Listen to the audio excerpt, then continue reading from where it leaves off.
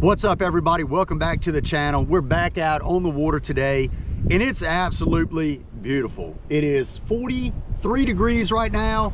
It's sunny. It's a very, very light breeze, and we're out here on a body of water that I've not fished in probably a year and a half or so.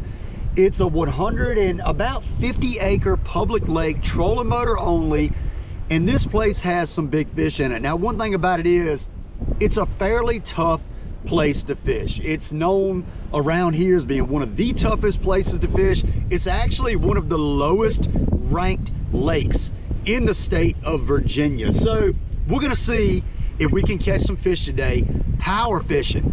We have a major snowstorm coming in tomorrow. 8 to 16 inches of snow possibly are gonna fall tomorrow. Tomorrow's a high of 28 degrees. And what I'm hoping is these fish are gonna be absolutely chewing. So we're gonna be utilizing jerk baits, lipless crankbaits, jigs, straight up power fishing. We're gonna do it raw and uncut, 3 hours. We're gonna see what we can catch, and our goal is gonna be to see if we can catch 12 pounds of bass in 3 hours. So I'm gonna get up here on the front of the boat. I'm gonna start up the timer. Let's see if we can get them. I'm gonna start right here behind me on a point. I think we can catch them, so let's get to it. All right, so as I said, raw and uncut.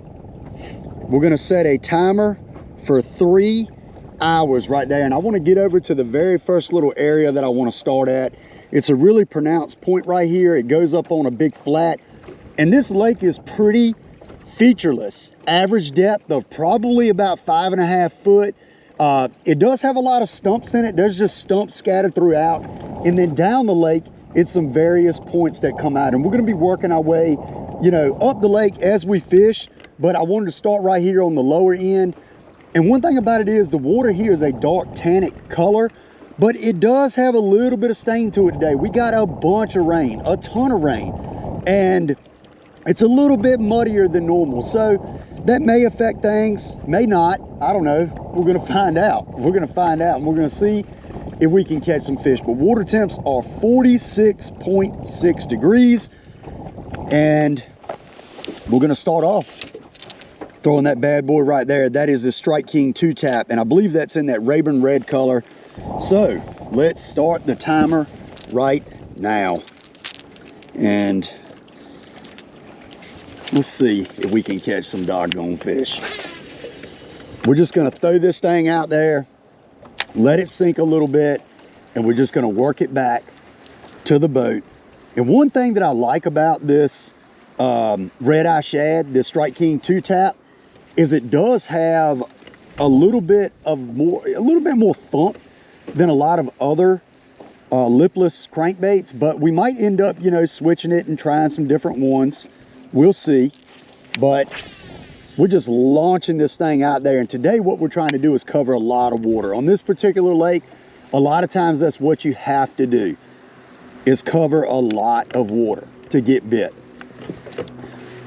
So we're just gonna cover as much as possible. You're gonna see me stop and pump the rod some to really give that lipless some erratic action and get that thing to rip up and maybe get up. Oh, look, stumps. See what I'm saying about stumps? We're in a stump already, but maybe give that that lipless a little bit of erratic action and get them to bite. And we might have to utilize the crankbait getter today because it's so many stumps. But what you're doing is you're really just covering a lot of water, bringing this thing by those stumps and getting those fish to react as it comes by. You can see when I pulled into that stump, my drag ripped. I do have my drag somewhat loose just for that purpose. But a lot of times when they eat this thing, they absolutely choke it. They absolutely choke it. So I'm throwing this on a 6/8-to-1 lose speed spool. I'm reeling it fairly slow, just cranking it along fairly slow. And I'm throwing this on the 7-foot Mach 1. This is the medium moderate. So you really want to have that moderate action rod for when a fish bites your crankbait or your lipless. And this is the perfect rod. I love this rod for throwing a crankbait or a lipless on. It's a great rod for that. So I do have a code in the description to get you a little bit of money off if you're interested in any of the mock stuff. But absolutely love this rod for throwing a lipless on, and even a smaller crankbait, a shallow diving crankbait, or a square bill or something like that works really well. But you'll notice that I'm kind of stopping the rod, I'm pumping the rod a lot, stopping, you know, my retrieve, just really trying to add a little bit of just make a reaction, trying to get a reaction strike is what I'm really trying to say here, but really giving it that erratic action, you know, not really just straight retrieving it in. A lot of times these fish will bite it as you're something, I hit something in, but as you're working it, pumping your rod, you stop it, these fish will be following it, and it'll just trigger and bite it. So that's kind of what I'm trying to do, but I'm cranking it fairly slow. I'm just making sure I can feel that action to make sure I don't have any weeds or anything on my bait, but just bringing it in. I'm hoping these fish are going to be biting. With this front we have coming in, I'm absolutely hoping that these fish are going to be chewing today. That's why I wanted to come here. I haven't been here in a while, but it does have some big fish in it.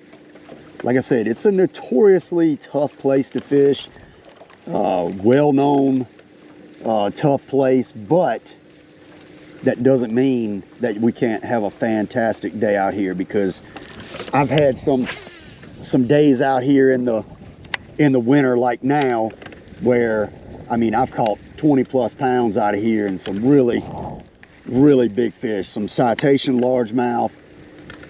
Most of those have came either on a jerkbait or on the lipless. That's why I'm so heavy on this red lipless. It's a great bait, but we'll probably go with a jerkbait at some point today as well, especially once we get out there working on the upper end of the lake. But I'm hoping to pick one up as we work back into this pocket. Should be some fish in here.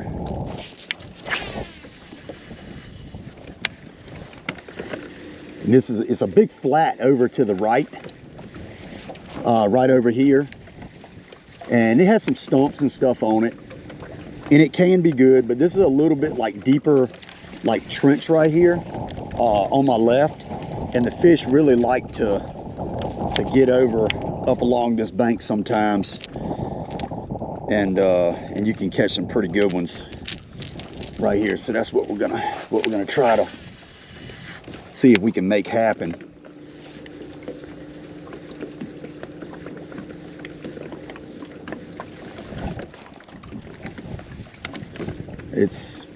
Water temps look like they're starting to fall as I'm working my way into this pocket right here, so I might just fish up to this point, and that might be about as far as we go in, because the water temps are dropping 46.3.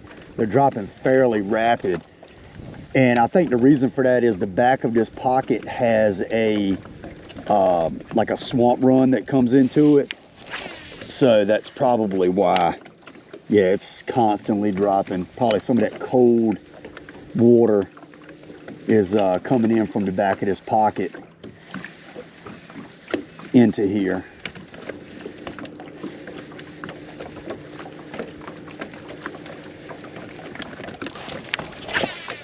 But we'll fish up to this back corner and swing out. Might fire some casts up here on the flat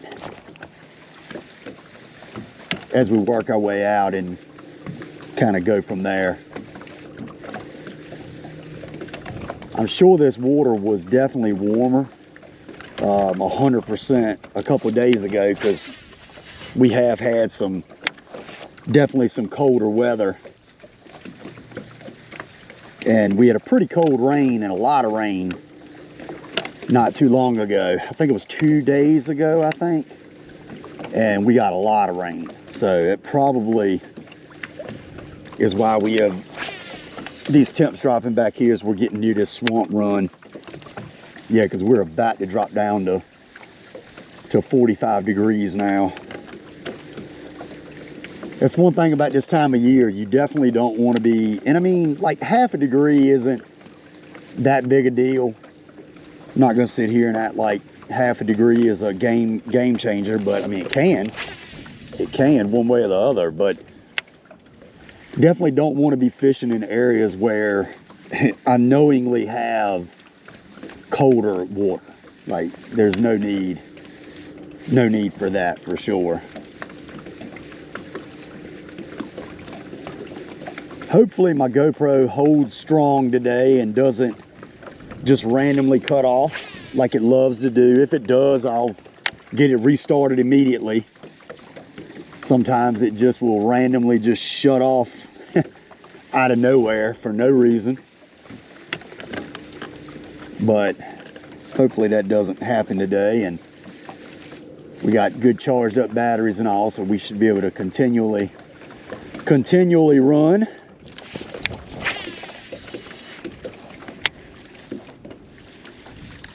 I'm just gonna work right up on the edge of this flat right here.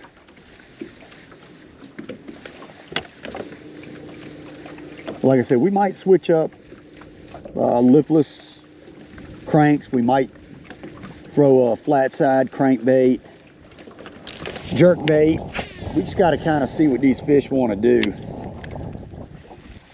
See what kind of mood they're in. Yeah, definitely could potentially be in a negative mood, just based off. Oh, I think a fish just came up out there. Pretty sure a fish just came up out there in the middle. Huh. Yeah, but these fish could be in a negative feeding mood and not really biting. But one thing about this lake that I've definitely learned is it's one of those, it's like an area lake. Like, you got to find the area of the lake that the fish are in. So literally 2/3 of the lake might not have hardly any fish in it, but if you find that one area that has fish in it, you can make good in a hurry. And that's one thing that we're going to have to try to do is figure out where the fish are at in this limited amount of time.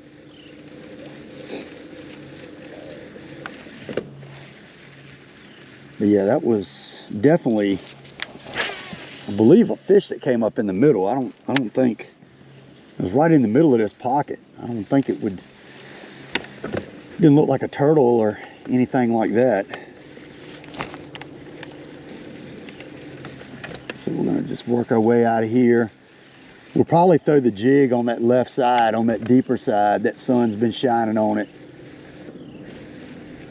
But I want to see if I can get this moving bait bite first. I want to see if I can get bit on this.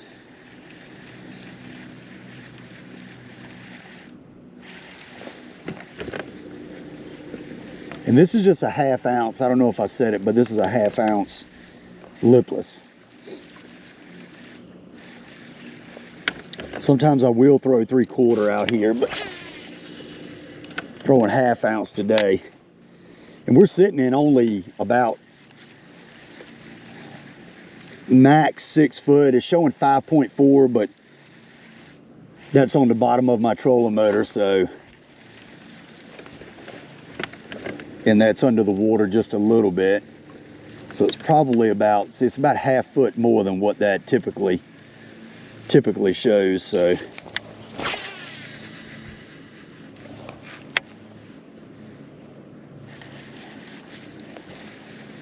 We're just going to work our way back out of this pocket and kind of go back out there in the middle a little bit. Like I said, this lake is so featureless that it just, a lot of times it can be hard to key in on these fish just because of how featureless it is. And you just have to cover a lot of water and make continual casts and just cast and cast and cast and cast. And I've had days where I've been out here for 5 or 6 hours and not get a dang bite, and then literally within 30 minutes catch 20 pounds. Doing the same thing. Like, it's very weird. A very weird deal sometimes. But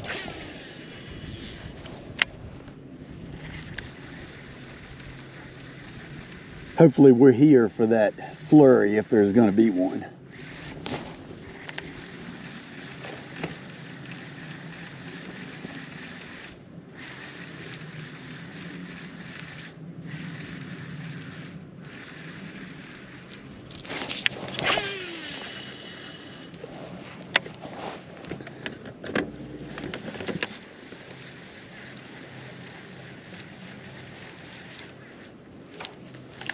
I think my hook, yeah, my hook is hung up on my bait.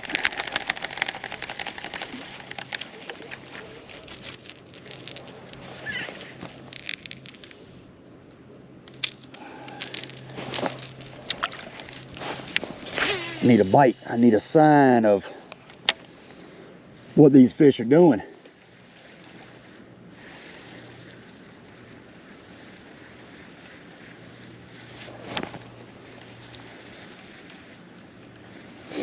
This place can be like rough when it gets windy, and today it's not too bad. Just kind of light and variable today.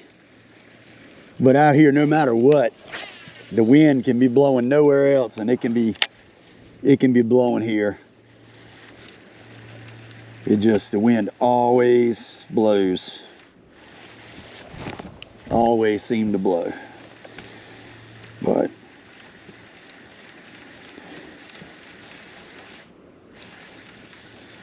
I need a thump. Need something to load up.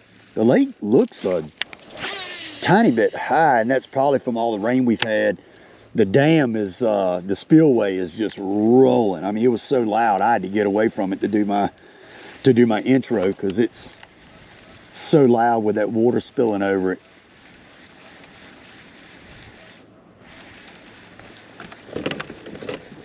There's a big old ball of bait. I don't know if y'all can see that. You can actually see my bait coming up, and there's a big ball of bait right here, right off the mouth of this little pocket right here. Could actually be a pot of crappie. Very well could be a pot of crappie. Yeah, that's a school of crappie is what that is. Big old school of them. Looks like some nice ones too. Wonder if I should break out the old crappie rod and try to catch a couple of them real quick. We might do that. We're bass fishing, but I do got my crappie rod with me. I keep that in the boat now all the time with me. Just because if you come across a nice school of crappie, especially in the winter, I mean, you talk about some fun stuff. That is fun. But that's a really, really good wad of crappie there. Might just throw a couple casts on them just to see if they'll bite.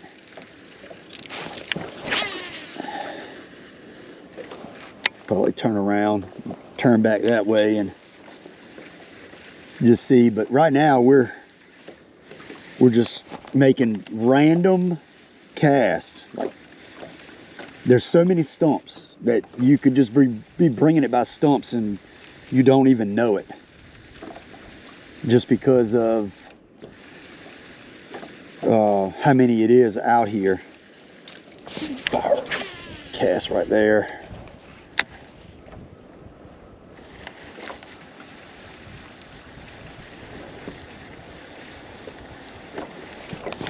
Yeah, I mean, this water definitely isn't muddy, but it definitely has a little stain to it.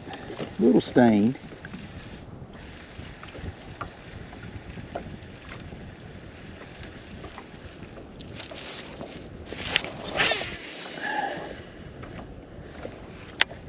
Now, I'm sure hoping we don't get as much snow tomorrow as what they're calling for, which by the time this video comes out, I will definitely have known. Bait's hung up again. That's one thing, a lot of times when you rip that bait, it'll like knock it sideways and it'll make it get hung. So that's just one of those things.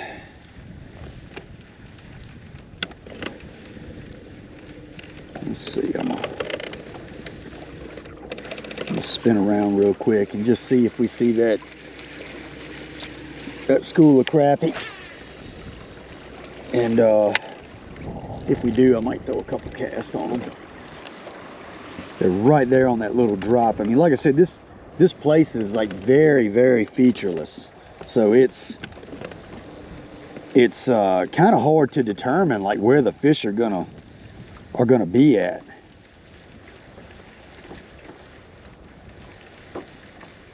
I don't think that's them. I don't think. We're gonna cast up on that little drop.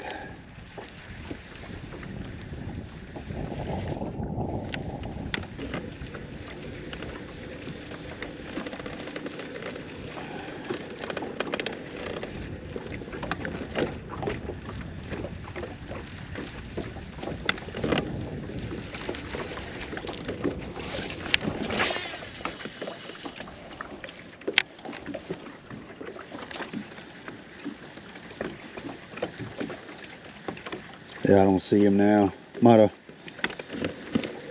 boat might have spooked him when it went over him. And they move a lot too. You know, those schools will move all around. And that's probably what I saw come up in the middle of the pocket earlier when I came through. Oh, I see him now. Yeah, we're gonna fire let's run the rod locker real quick and grab out my little crappie rod and see if we can get one on this real quick. I'm not gonna waste a lot of time doing this. I just want to see if we can get bit by one.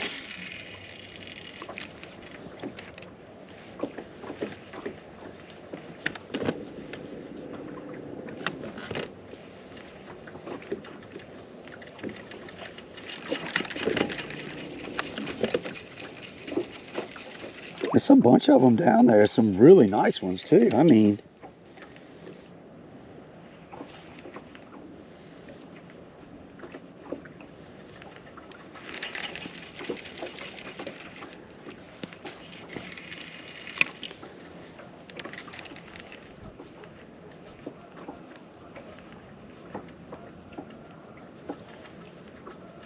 really not showing a ton of interest in this for whatever reason.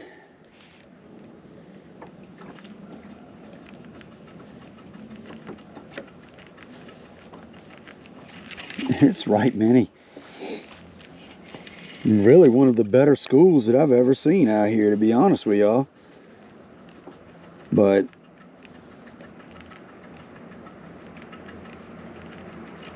they ain't having it. Either they don't like this chartreuse or either they just ain't biting. One or the other.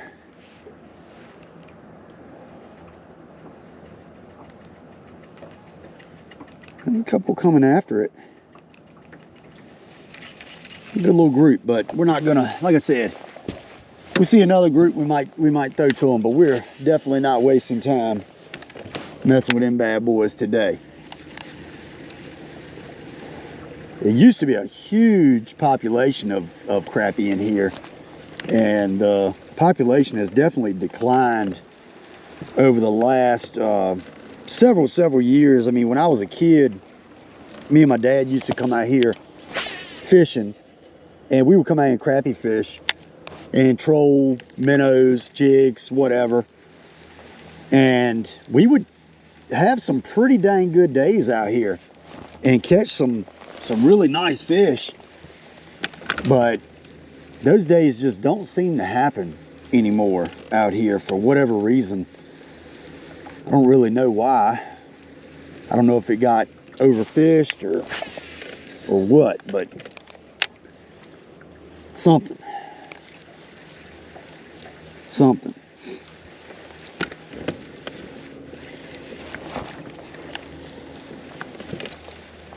Yeah, I just want to see if we could catch a crappie just to get our hands slimy and get a fish in the boat. But hopefully we get old big-headed bass. The water temps aren't bad. 46.2 right here. They might climb a little bit as we work up into the back of the lake, or up on the upper end of the lake. But hopefully we get into one kind of quick.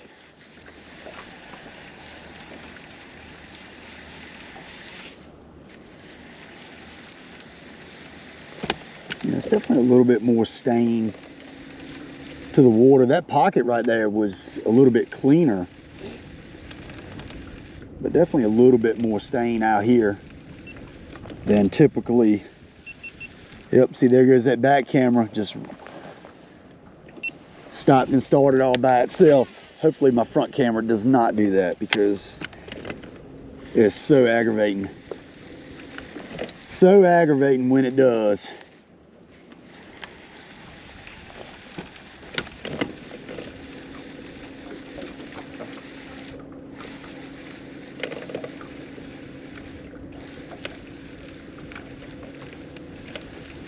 This shoreline right here can be good. It can be good.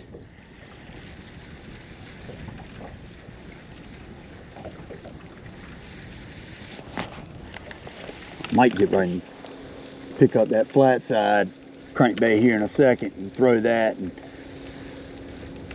this lake is so shallow that it really dredges the bottom and grinds on the bottom a lot. What's wrong with this thing? It's running sideways.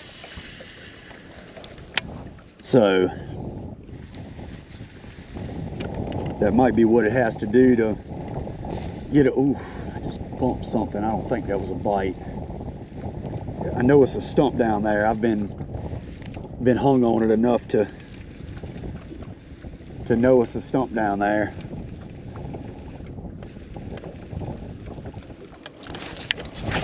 I think it's blowing a little bit right down the main line of this lake. It's definitely blowing some.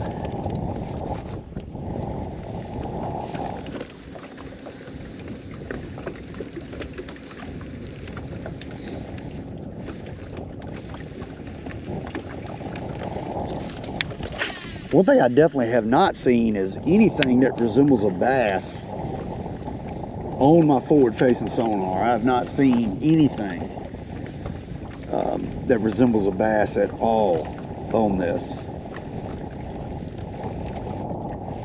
Looks like there might be a couple crappie right there on the bottom where I just went over.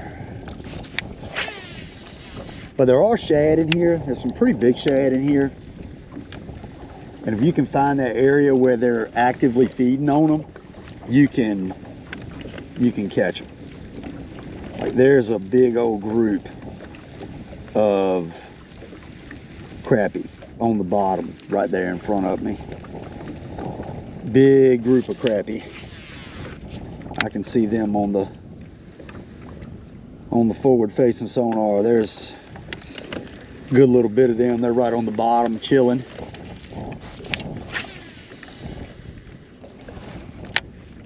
I think I might get right and start throwing that flat side. Something's telling me to pick that up. I think these fish might be just right on the bottom.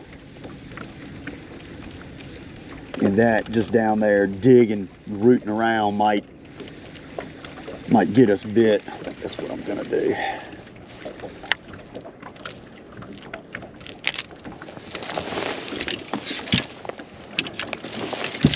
I might throw the jerkbait a little bit, but check my line, make sure we're good.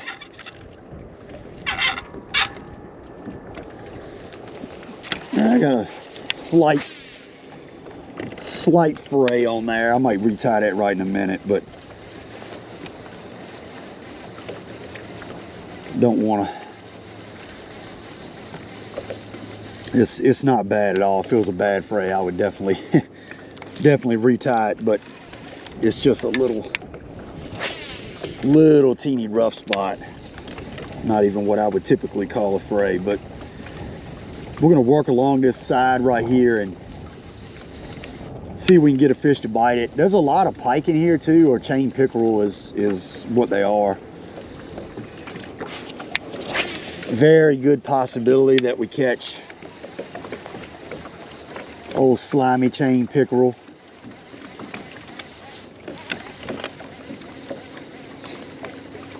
But we're gonna see if we can get us Mr. Bass.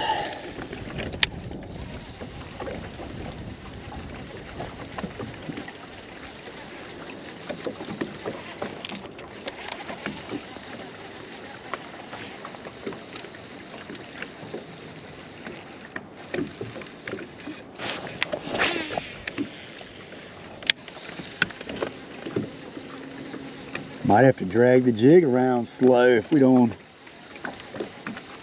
get bit kind of quick.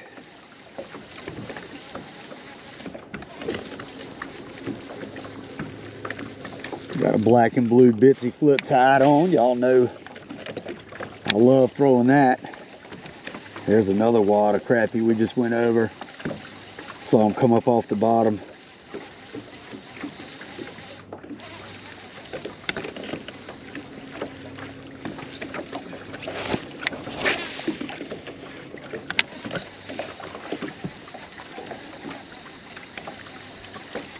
It's a decent amount of hurdles out here, along with like the stumps and stuff. It's right many hurdles out here. You can get hung in them pretty easily throwing a crankbait. So it's very important. You got to have, and it saves so much money anyway. But having a lure retriever, a crankbait lure retriever, oh my goodness! I mean, they're worth their weight in gold. I got a Bass Pro one that I've had for I don't know how many years, and that thing has saved me so much money. It's just 20, I don't know how much they are anymore, but regardless, if you save one crankbait a couple times, I mean, it's done paid for itself. Definitely worth having, that's for sure.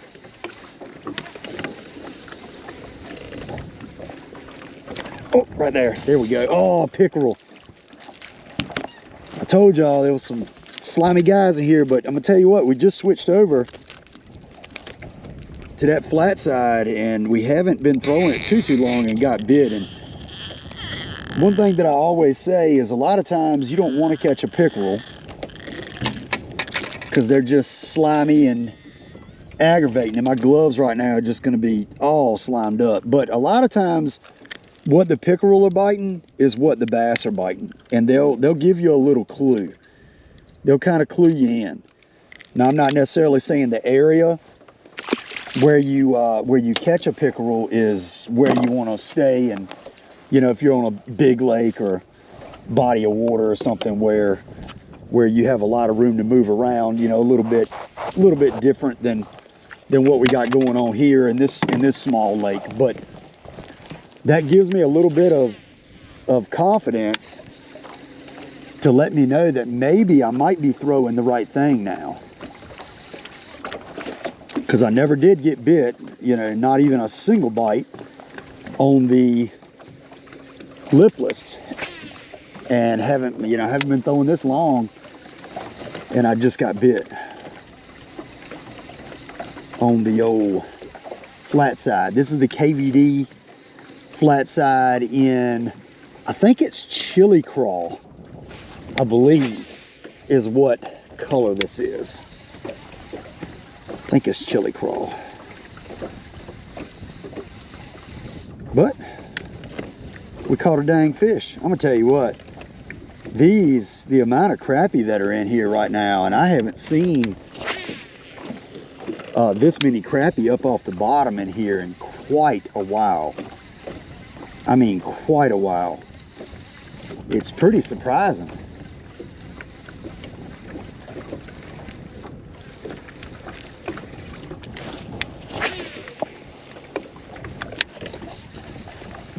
We're in about 7 foot of water right now.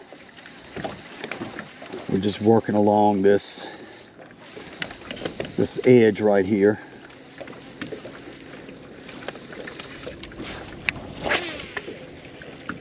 You know, like I said, this particular pond just does not have a lot of contours or anything like that. Very, very featureless.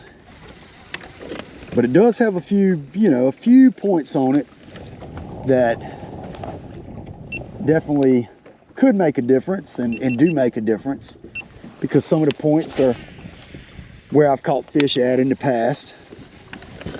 So they do make a difference.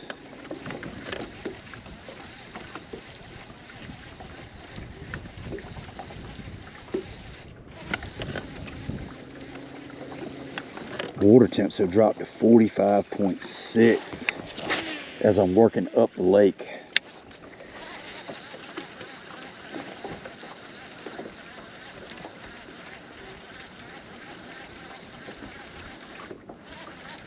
Definitely dropping some.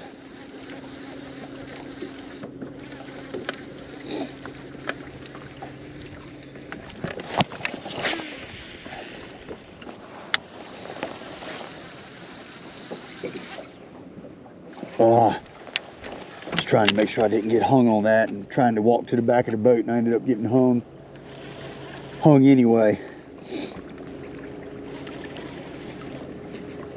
Probably swing out by this. Yeah, 45.5.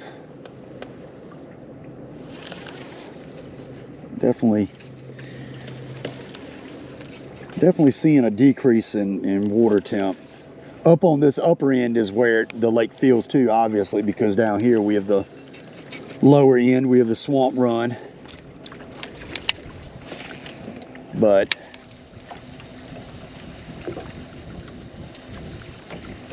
might pick up the, I'm gonna pick up the jig. I'll pick up the jig and throw over here by this stump right here. Probably swing around and throw it on this one too.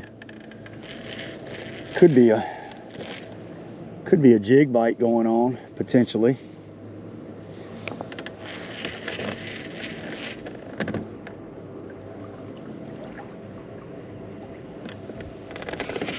Make a couple casts there and see if we get bit.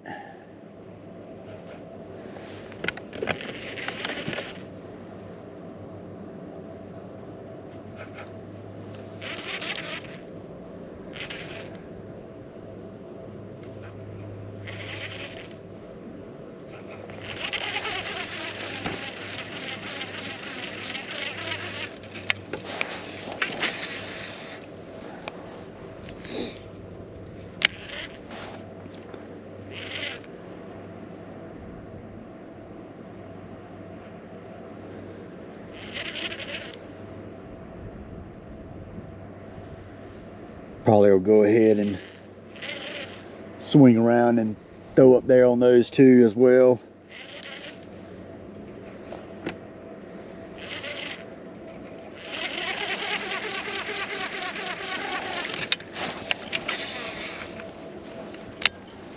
Trying to drop this thing right down the side of it.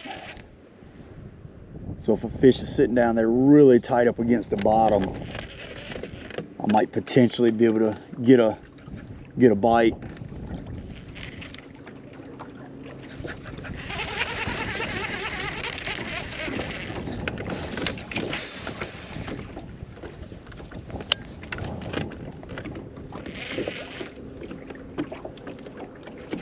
Yeah, this place is definitely one of those places where you can come and you know, it can be really gruelingly tough. You can come here and have some good days sometimes too, so you just never know. You never know about this place. Main thing's figuring them out. Just got to figure them suckers out. And I think right now, I think these fish are down on the bottom. just down there chilling. And you're either gonna have to get them to react to a crankbait, or either they're just like in a mood where they want something really slow, like this jig. I think it just kind of depends in what kind of mood they're in, but we definitely got to figure that out. Figure out this mood situation.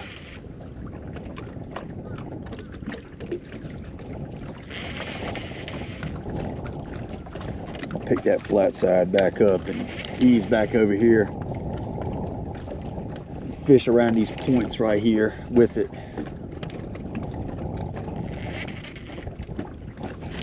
Gonna make a decision if we're gonna keep working up the lake or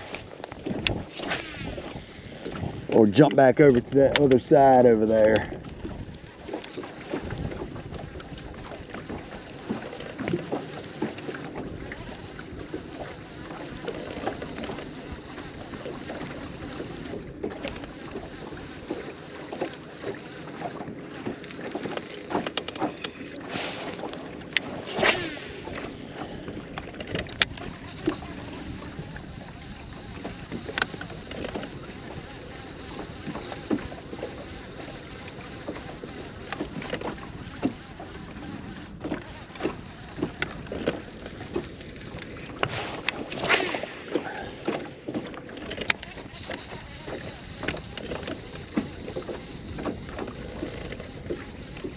I think the biggest bass I've ever caught out of here, water temp was 39, and I caught it on a jerkbait. It was the only fish I caught that day, but it was a 7-pound, 6-ounce. And that's why I say, I mean, this place has some big fish in it. It has big fish in it, but it can be gruelingly tough. We got somebody's fishing line. We had somebody's fishing line. But the place does get fished a decent amount. It gets fished a decent amount. Decent amount of people fish it. So, and in the summer it has like pads all along the shoreline. Like little I think they're called what, dolly lily? Silver dollar pads, the little dolly lily pads. They're kind of smaller, a little bit smaller around.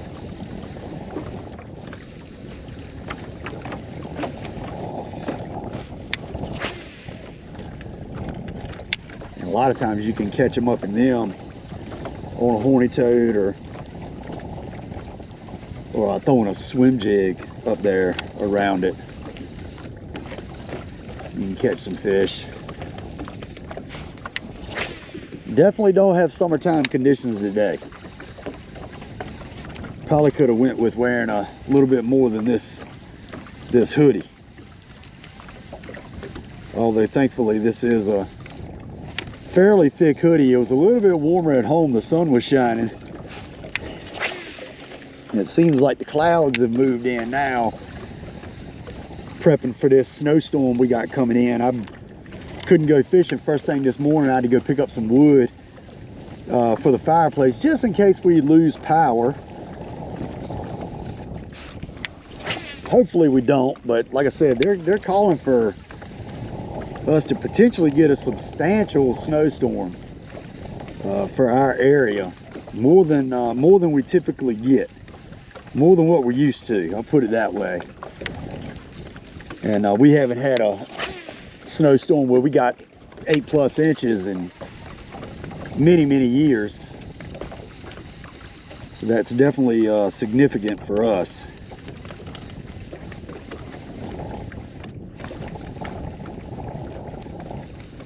Keep working along here,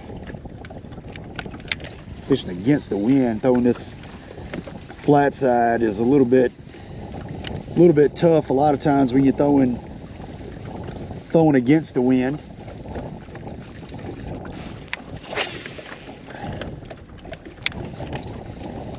Might get right and kick out a little bit deeper, just see if Oh my goodness, that I believe was a bite. I'm gonna try to make that exact same cast to see if potentially that was a stump or something. Might have been. I don't know, that was the bottom. That's a leaf.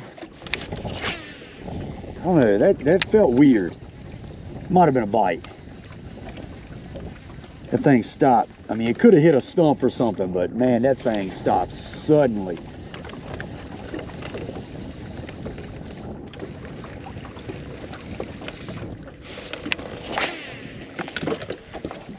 But yeah, we got some snow coming, and they said it's gonna snow. Like, it's not like, oh, we don't know if it's gonna snow, we're not sure. They said it's gonna snow.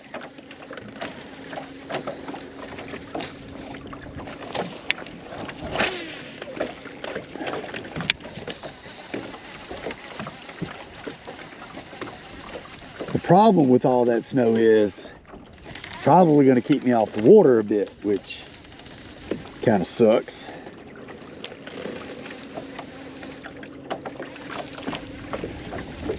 I want to get out here and be making some content. Obviously, if I don't fish and get videos uploaded, I'm not making any money. So hope it don't do too much. But I need for these fish to fire off and bite. I think we're digging into the bottom here. We done got up a little bit too shallow, which I'm trying to, if the fish are up on that point, I'm trying to bump the bottom a little bit and see if we can get them to bite it.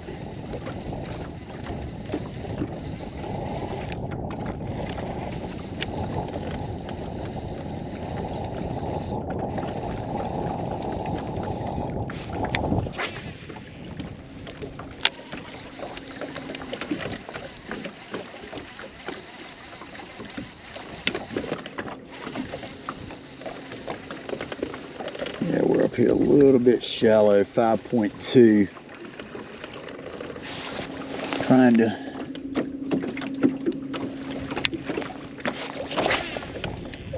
zoom in here, and yeah, we're getting a little bit deeper now.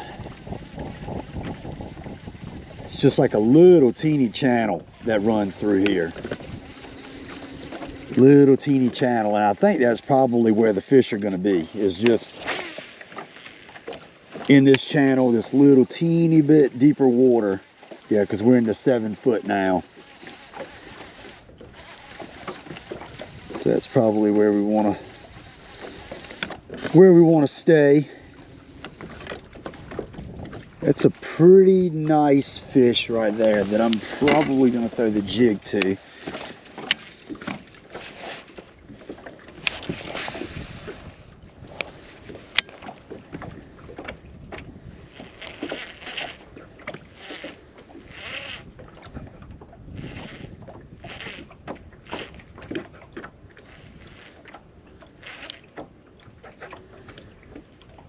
It's definitely the biggest fish that I've seen. I threw the jig to him and he didn't react to it at all. Definitely didn't respond to that too great. I was hoping that he would at least take a look at it and give chase, but ooh, now he did just chase my crankbait. I just saw him, so that's encouraging.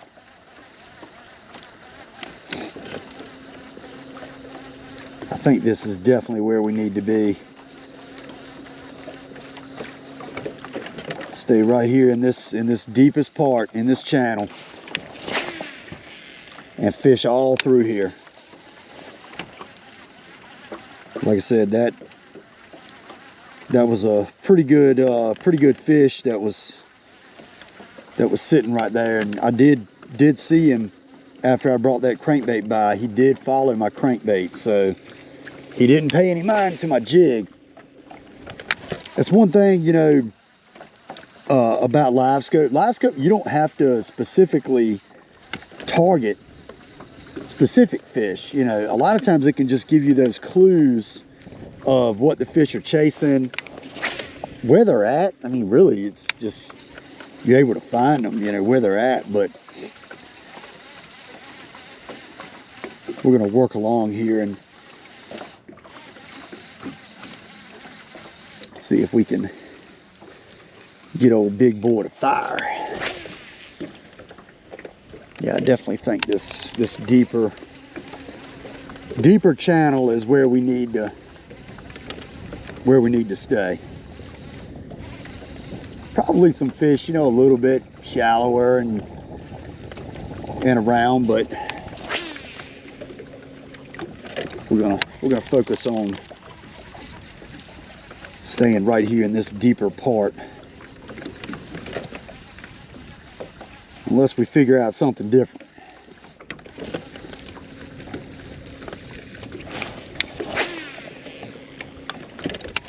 Water temps are 45.5, so they seem to have stabilized. They're not dropping anymore, which is a good thing. I was worried as we worked up on this upper end that they were just gonna tank and just really drop off, but that has not happened, so that's good. I was worried we were gonna get up here and it was gonna be dropping down like 42, 43 degrees, you know, really dropping off. But that doesn't seem to be the case.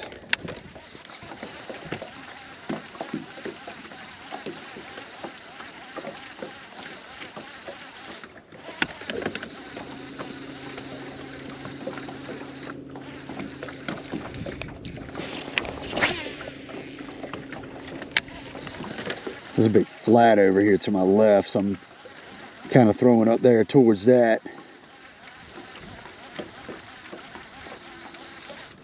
You know, that one fish that I saw was really the only bass that I've seen that I'm like basically know was a bass. That's really the only one that I've seen that's been up off the bottom. You know, because when they're tucked down on the bottom tight, they are hard to see, especially if you have kind of like a mucky bottom or something.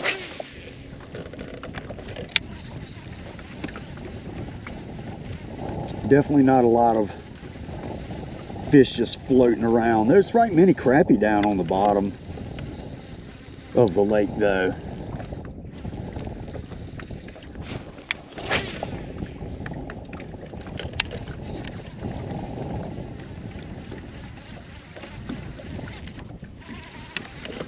Eat my crankbait.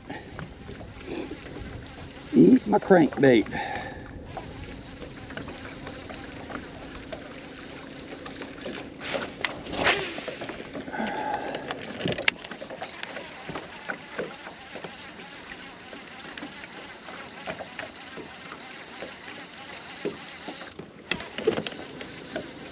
Oh, I don't know if that was a bite right then or what. It was a little bump. Definitely could have hit a stump or something, but it was just a real light bump.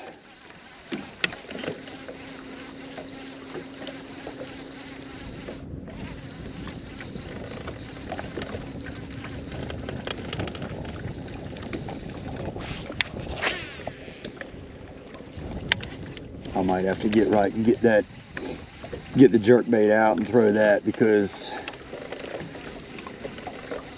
man, we got to figure something out for these fish to really jump on. They're definitely not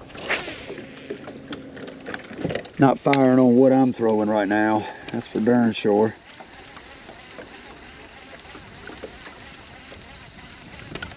I've had so many good days on the jerkbait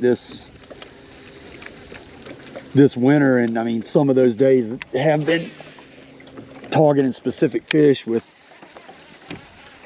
forward-facing sonar, but today probably is not going to be one of those days. It's just going to be a cast and fish type deal, unless I see something up. But like I said, I haven't seen anything, I mean, other than one.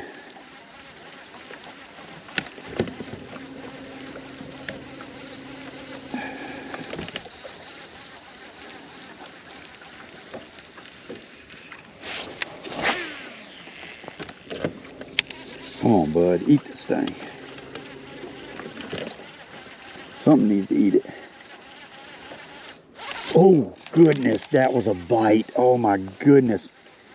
That fish absolutely smoked it, whatever it was. Man, why didn't he get it? I don't know if y'all could see my rod tip right then. I mean, that fish smacked it. I just stopped it, and man, that fish railed it when I stopped it. Dang.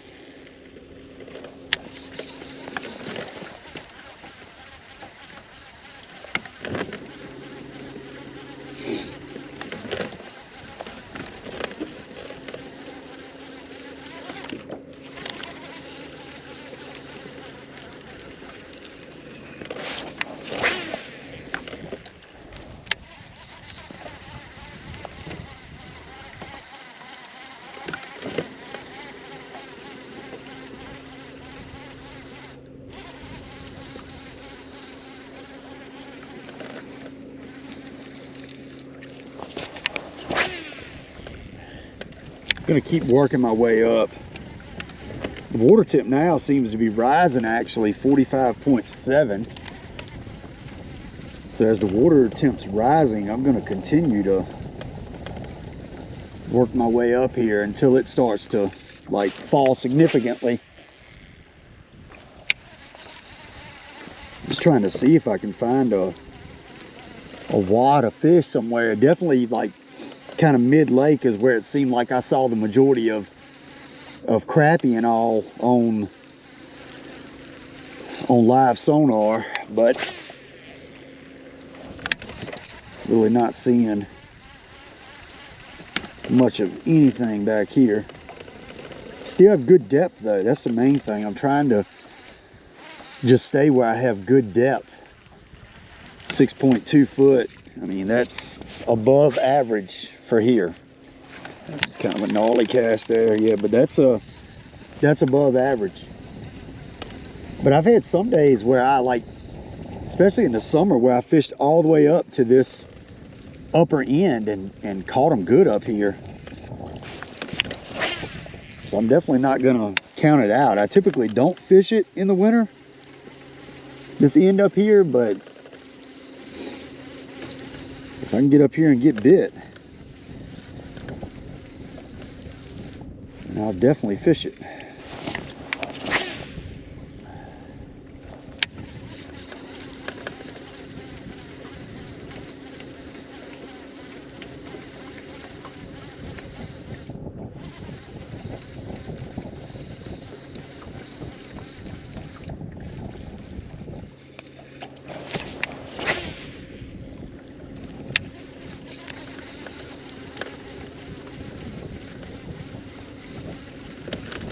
I think there's definitely going to be some sort of feeding window today. Now, whether we're going to be here for it or not, I don't know.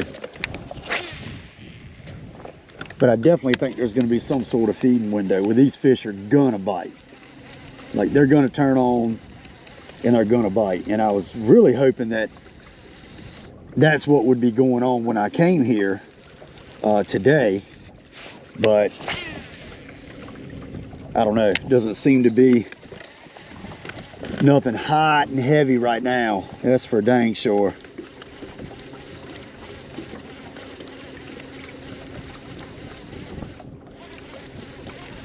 We done got something on there, a leaf or something. It's definitely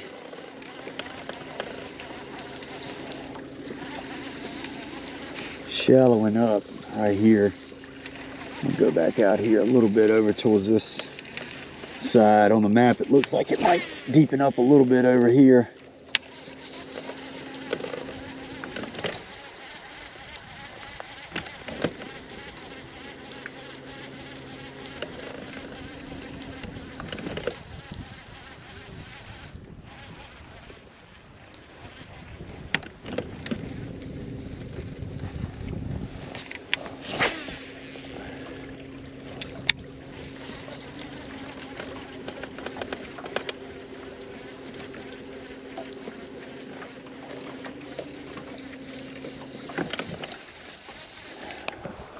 I think we're going to turn around and work our way back down. I don't have any confidence on this upper end. I feel like it's too shallow.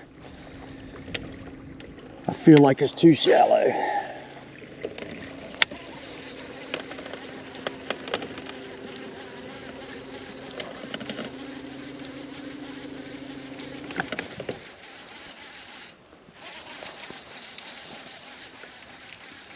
I'm gonna I'll pick up that lipless.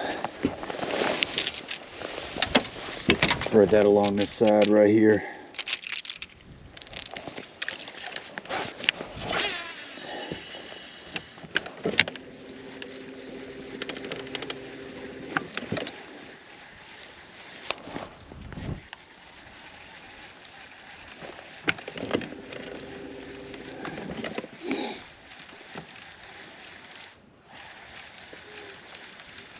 I'm going to work my way along this right flat.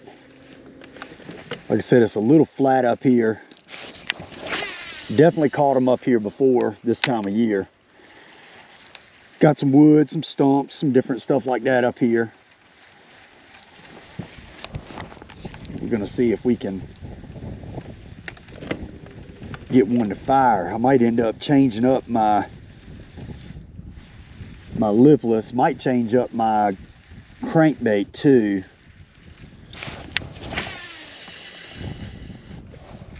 But we'll just keep throwing this one a little bit as we work our way down this side. Kind of surprised that I did not get a bite on the lipless when I was fishing it earlier. A lot of times in here it's the deal. It's what you catch a lot of fish on.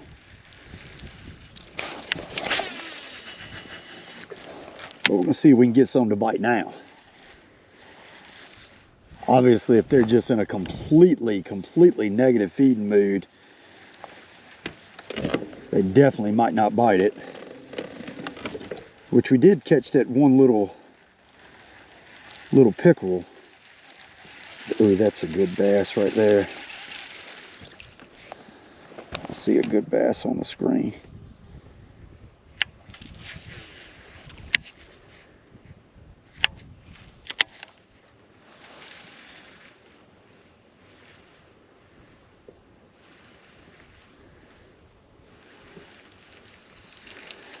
I don't see him anymore, but I didn't even see that fish until we were all the way out beyond it. But yeah, I mean, I'm just throwing this around, just casting all over the place, just really trying to cover as much water as possible. Trying to get a fish to fire. You know, I'm gonna throw this a little bit more, and then I'm gonna probably pick the jerkbait up. Yeah, that little bit slower presentation might be what they want. Not 100%. Not 100% sure. These fish might be down on the bottom. I might be able to pull them up a little bit better with that. Might be able to get them to come up and investigate.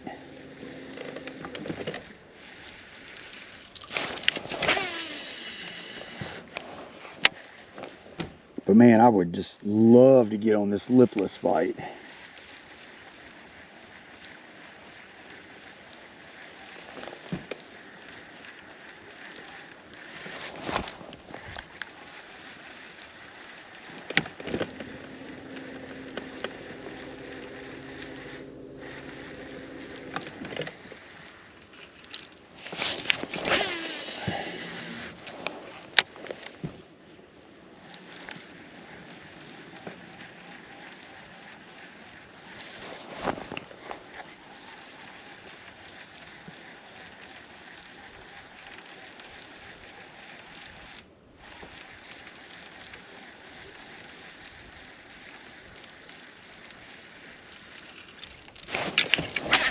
Ooh.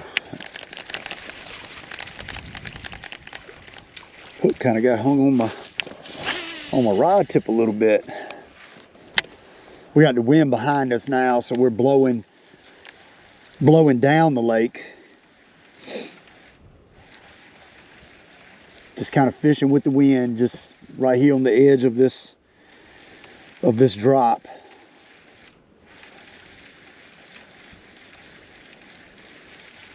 Got some good stumps and stick ups and stuff.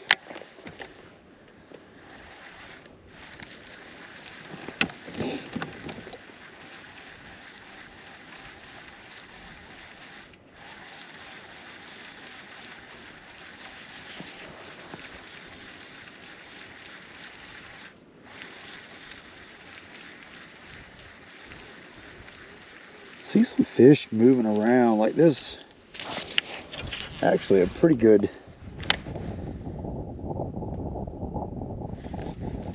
bass over there swimming away.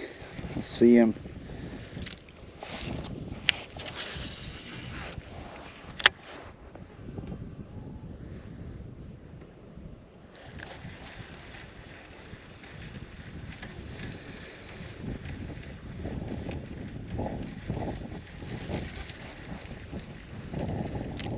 Probably gonna have to get a jerkbait out.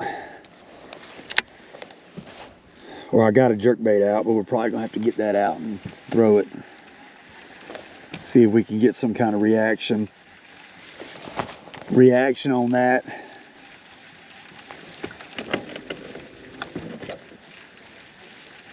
Just right now I'm not getting any kind of response from the lipless or from the crankbait, other than that one little pickerel that bit it.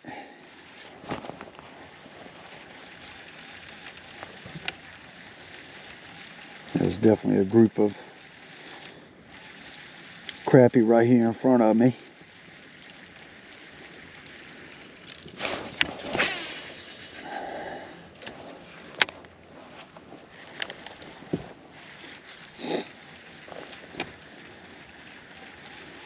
Come on, bass.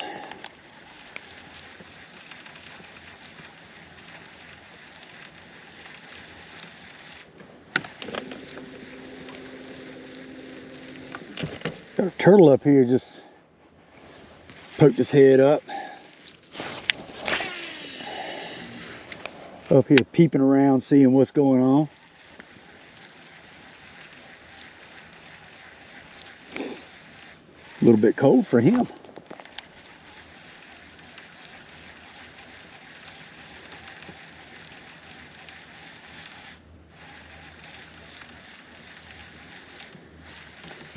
All right, I think one more cast with this, and we're gonna pick the jerkbait up.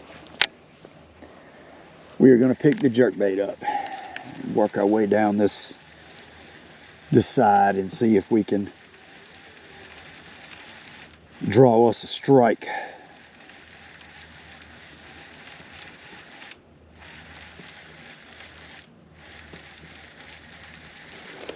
All right, let's see. This is real fishing, y'all. Real fishing. On a normal day, and I've had some really good ones, you get to see the highlights of the day. You don't get to see the struggles that go into trying to figure them out and all that. And like this, you get to see it. You get to see it. It ain't just catching. That's for sure. It ain't just catching.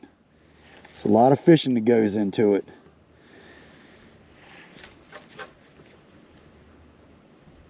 So we're gonna work along with the jerkbait. I mean, this is getting all the way down to the bottom for the most part. So those fish on the bottom, they can just swim over to this and nip it and eat it, because it's getting down there very close to the bottom. I mean, it really all the way to the bottom. So hopefully we can get a bite on the jerkbait. I'm gonna kind of work my way over here to the left a little bit to try to get over in this little bit deeper section. It's not incredibly deep by no means. So like I said, 7 foot, 7.5 foot is as deep as I've seen. You know, this is about as deep as this lake gets.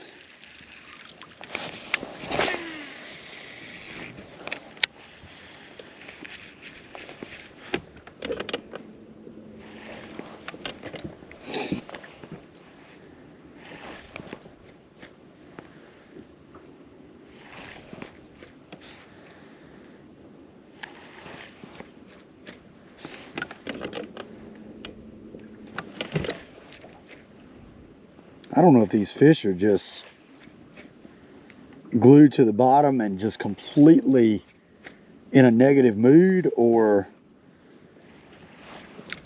if we're just throwing the complete wrong thing. I'm not 100% sure.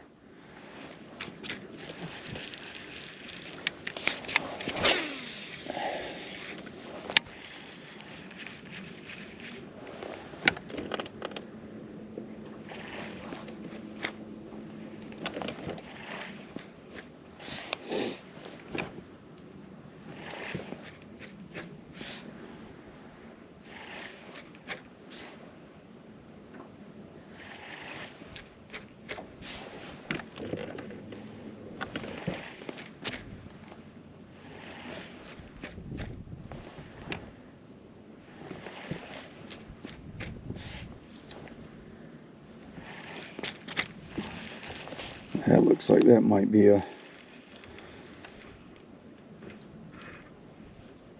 I was thinking that might be a pretty nice bass up there in front of us, but honestly I think it's just a stump.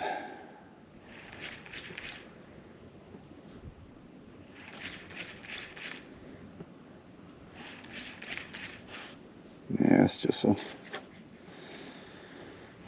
an old stump down there. I'm just not, and I'm not like fishing based off of forward facing sonar. I'm not fishing based off that, or really making any decisions based off of it either. But I am just keeping my head down, looking at it, seeing if I see any fish like in any particular areas, if they're sitting on stumps, if they're just kind of random. And overall, I'm just not seeing much. Now there's a nice bass. Now there's a nice bass. If I can get down there to him.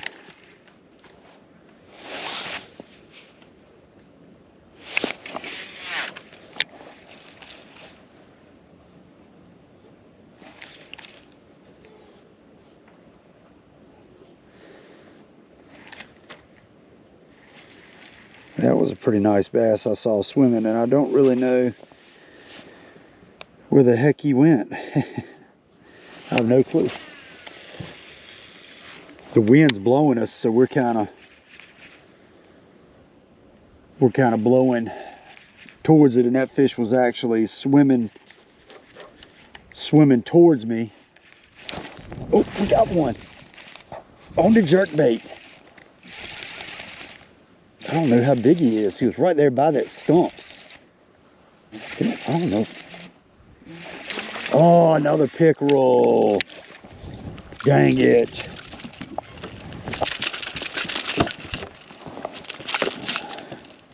Well, we got something to pull on the other end, I reckon. Got something to bite. The old jerkbait. Hey. Right now, we're looking for bites, and not from the species that we're catching. Mr. Pickerel, he was right there on that stump though. I threw up there and right there by this stump right here, and he absolutely smacked it.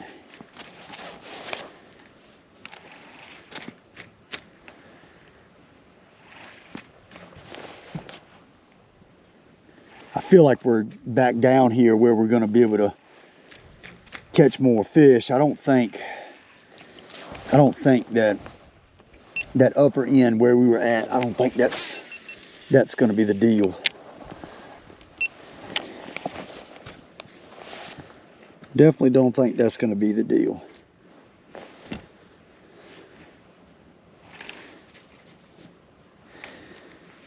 This is that Strike King KVD Deep. This is the Tennessee Shad 2.0 is what color this is. I've had a lot of luck on this color this winter. The Strobe Shad is the other one that I have done very well on. Trying to kind of pop my rod tip up and actually keep this from going too low. I wanted to get it deep, but I want to kind of keep it above the fish. Keeping it above the fish is kind of important. You don't want to just like get down below them to where they don't want to bite it. You want to keep it up above their head a little bit. I think that's kind of important. But hopefully, as we work along this side,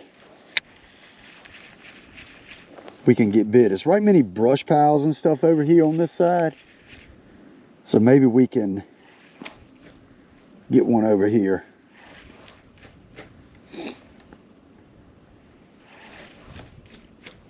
Maybe we can get a nice bass. I mean, that's what we want.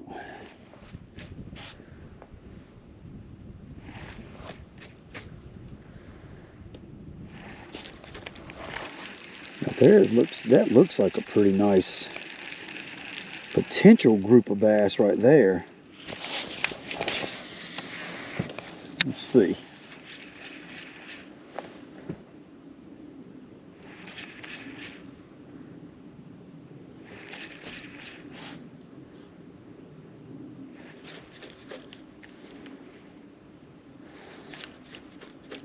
Coming over a stump right now.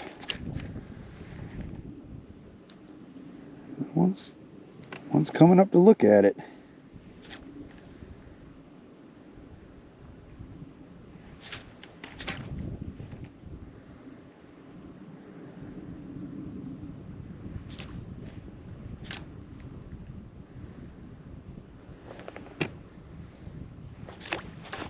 Well, that's a good sign. One did come up to take a peek at it. It came off a stump.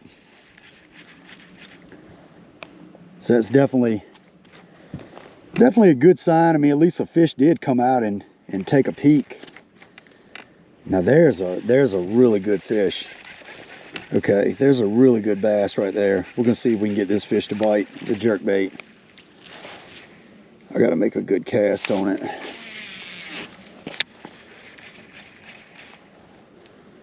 Don't think I made a good cast at all. I didn't.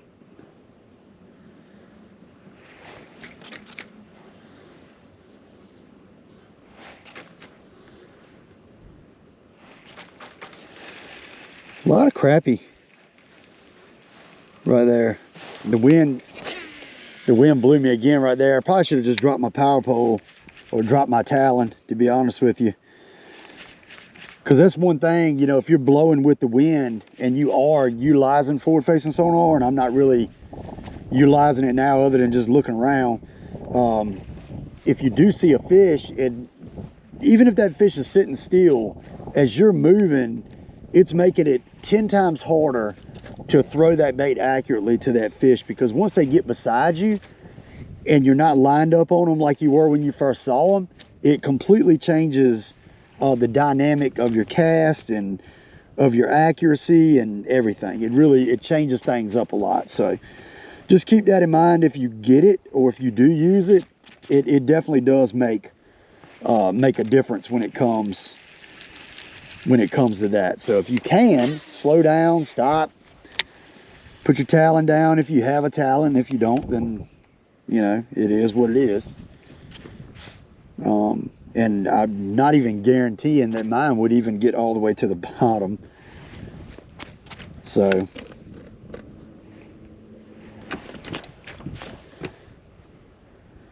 yeah, I mean, I'm not kind of looking up right there towards the shoreline, up towards the bank. This is a little bit of a deeper shoreline here. Not super deep. It's only 6.8 foot, but in the grand scheme of things, it's definitely deeper than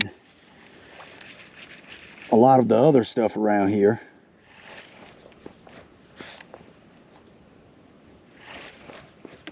The sun's trying to pop through the clouds a little bit again.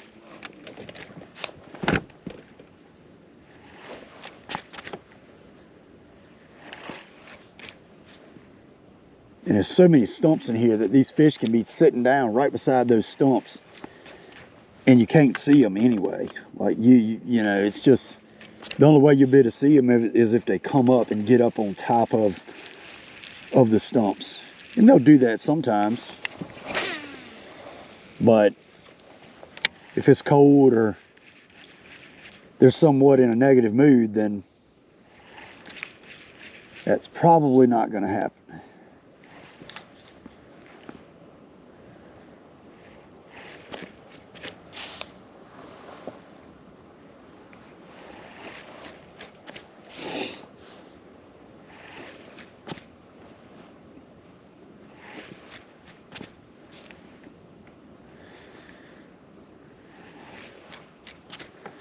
Wind has about died down to nothing now.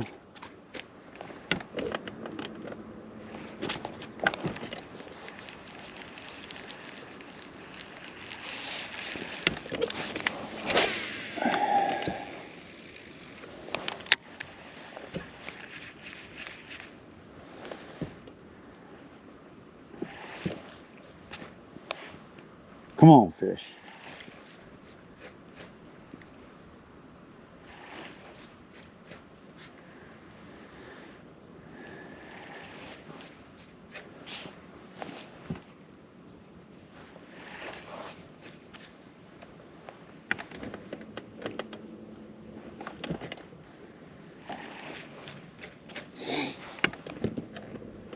Tell you what, we're gonna need a dang 7-pounder today to,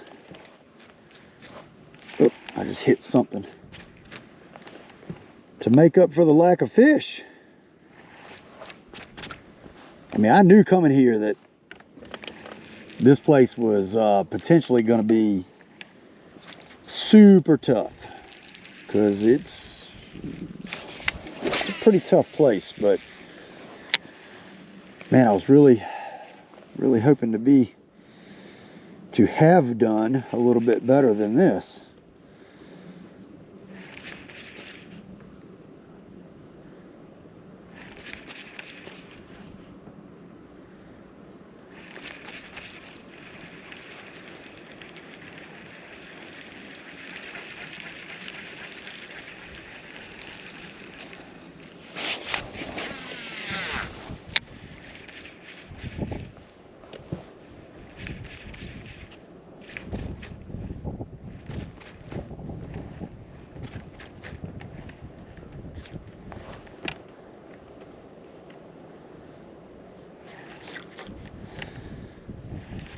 I just brought it by a really good fish right then, and that fish hauled boogie when it got right there near it.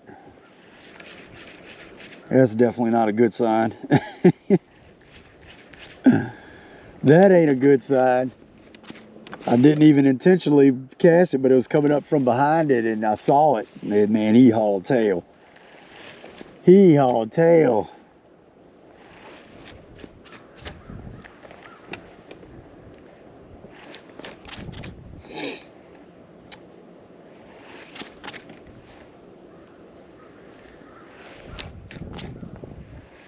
Got a little bit of a point up here in front of us. A lot of times I catch fish on it. Hopefully today we do as well. Don't even know how long I've been fishing. An hour, let's see. I've been fishing an hour and a half. Yikes. Over an hour and a half.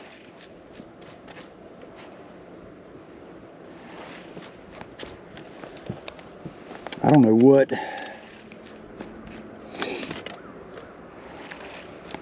we're gonna have to do to try to figure these suckers out. This is some sure enough wintertime, tough wintertime fishing here.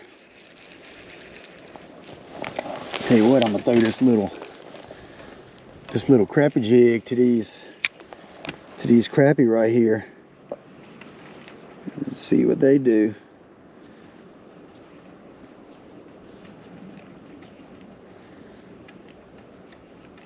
They ain't do nothing.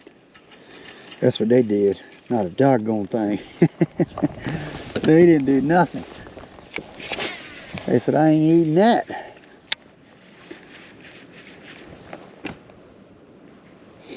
But yeah, I mean, talking about the weather that's potentially coming in, and it seems like it's gonna come in. It's not even, at this point now, it's not even a question of whether it's going to come in or not. It's just how much we're gonna get is really the main question. But they're saying that we're going to get, like, I don't know, right now they're saying like a minimum of 8 inches, and that's right much snow here, and it's supposed to stay cold. So like, if it stays cold, then obviously it's not going to go anywhere. So that's gonna make it a little bit challenging. You know, the rivers around me from all the rain we've had are just completely blown out. Completely blown out. You know, I had a really amazing day on the river not too long ago, and there's a good fish. Put my pole down. I am going to put my pole down because that's a good fish.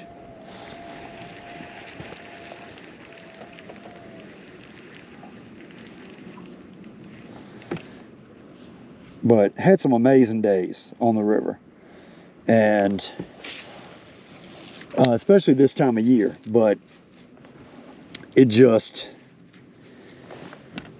blown out. Completely blown out.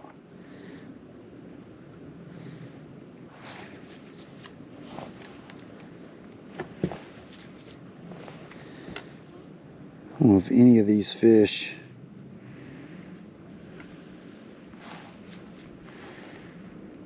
are going to mess with this thing at all. I don't know if they're crappie or what. It was a really good bass up here, and I don't know where he went.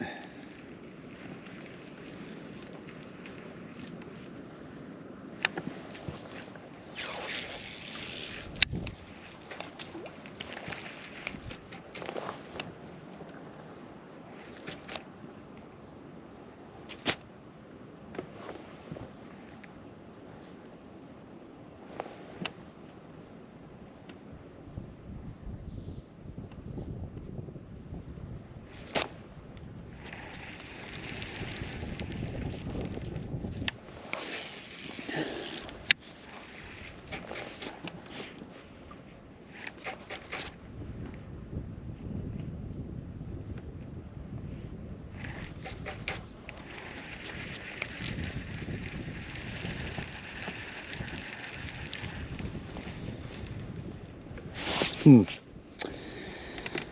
don't know, it was a pretty good bass there that I saw, and he acted like he was even going to come up and look at it, and then he just kind of went on away from it and hauled boogie.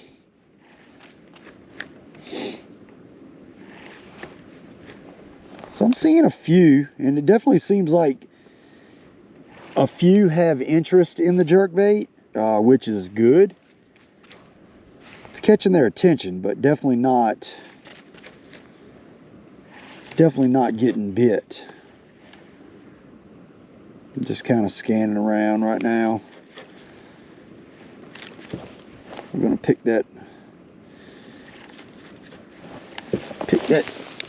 talon up and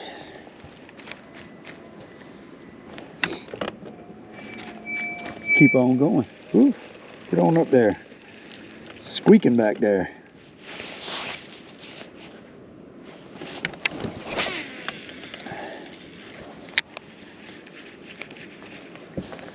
Sometimes the shad will like get kind of congregated up here at the dam.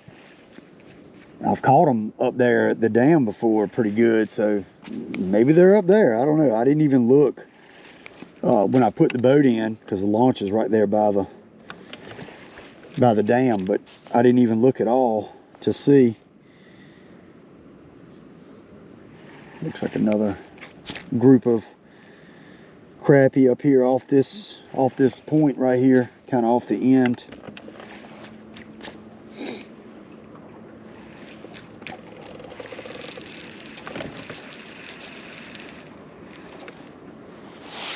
Come on, fish. Dang, man.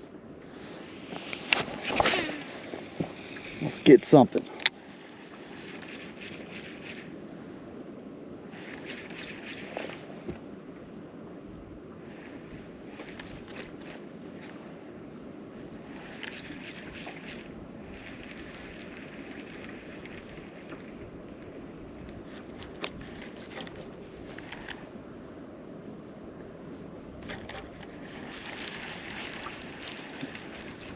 Seems to be maybe a potentially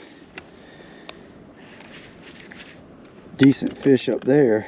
I think that's a bass, yeah. My cast wasn't much good though. I don't think.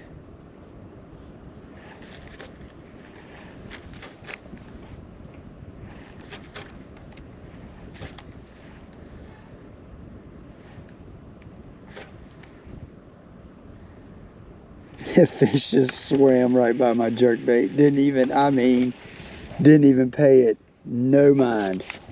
None. That is wild. Like, didn't even care. These fish are in such a weird mood.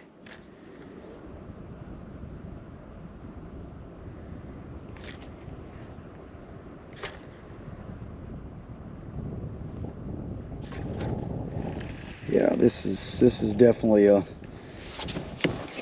tough situation. You know, these fish just are not reacting to anything. I just wanted to look at a few and see if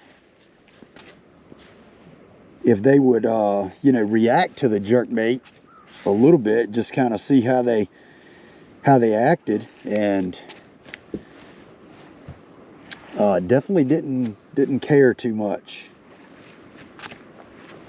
That's for sure. Didn't mind the jerkbait being around them, but definitely didn't care about eating it either.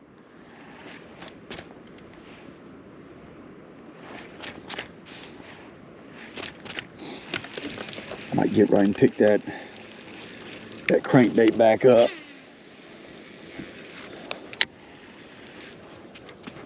Throw that square, not the square bill, the flat side. See if maybe we can get bit on that. Work our way to the dam and pick the jig up and throw the jig up on that some.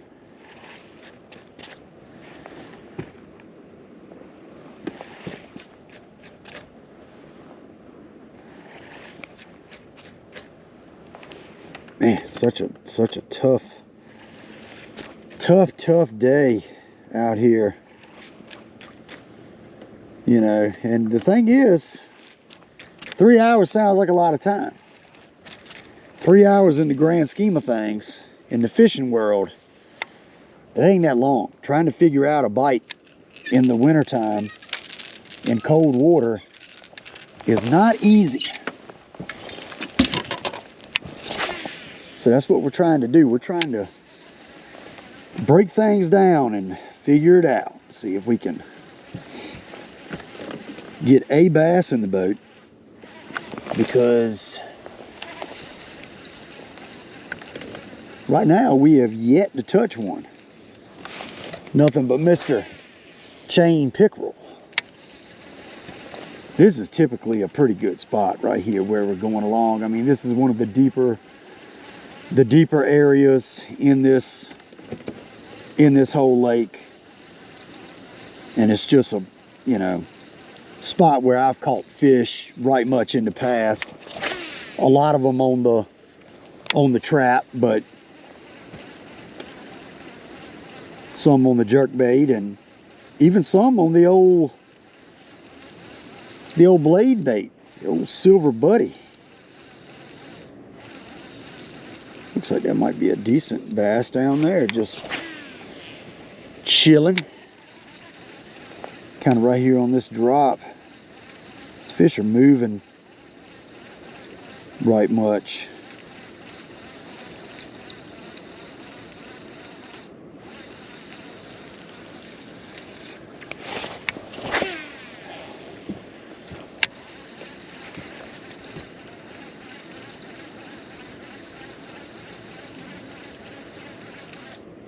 And I would love to pick one up between here and the...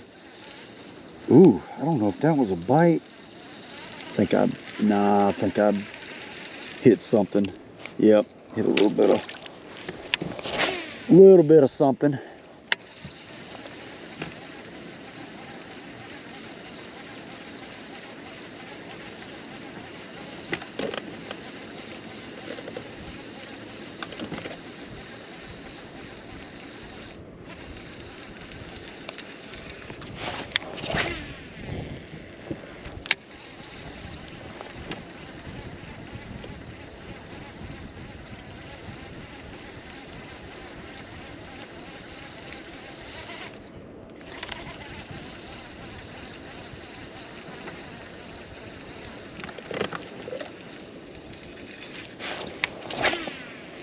There's some hurdles out here somewhere.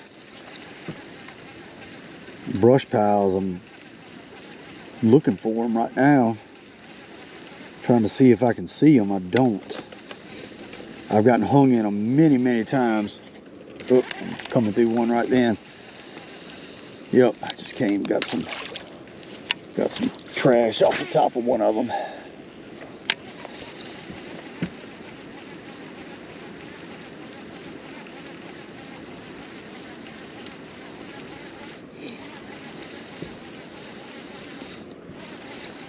And the thing is, I knew that coming here, it was going to be tougher than if I went to a couple other places. And a lot of people would be like, well, why in the world did you come somewhere to do a 3-hour raw and uncut at a lake that you know is tough, and not somewhere where you would, you know, have a much better chance of having a great day? And I mean, the real reason is because I wanted y'all to see that, you know, for one, I wanted to really try to break this place down and give y'all a good video, fishing hard and grinding it out and figuring them out. And we definitely still have time to do that.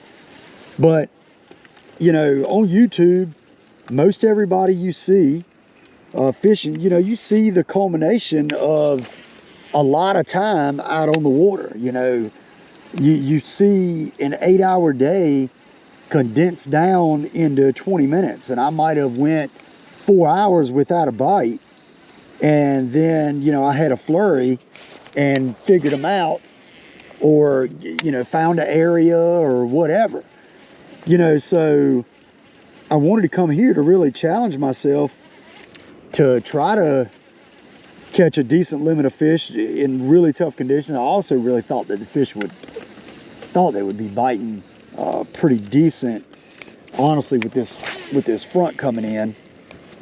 But I think I might have misjudged that a little bit. But you know, this is real fishing. It ain't just going out catching, scoping them up all the time, or just you know, that's not really the way it works. Fishing's fishing. It's tough. That's why I fell in love with fishing. It's not something that's easy. It's not an easy thing to do. It's tough, you know. So we're out here grinding. We're out here grinding, trying to figure them out. And I don't know what to do. We're probably going to change up and might tie on a different style of crankbait and see if we can get one throwing something different. But as of right now, what we're throwing just is not getting them to fire.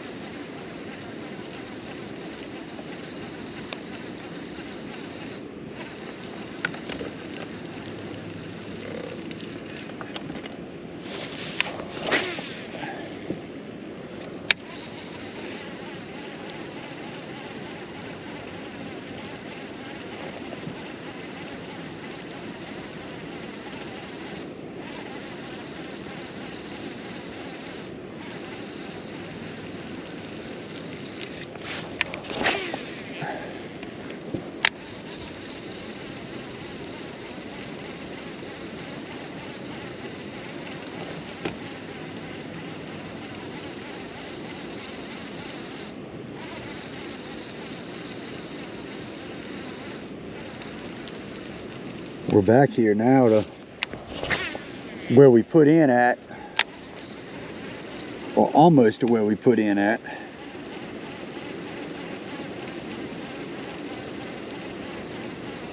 I'm gonna fish through this with the crankbait, and we're gonna go down that side right there and throw a jig up there in that treetop. We're gonna switch up crankbaits. I might end up getting a spinning rod out to throw a lighter crankbait on.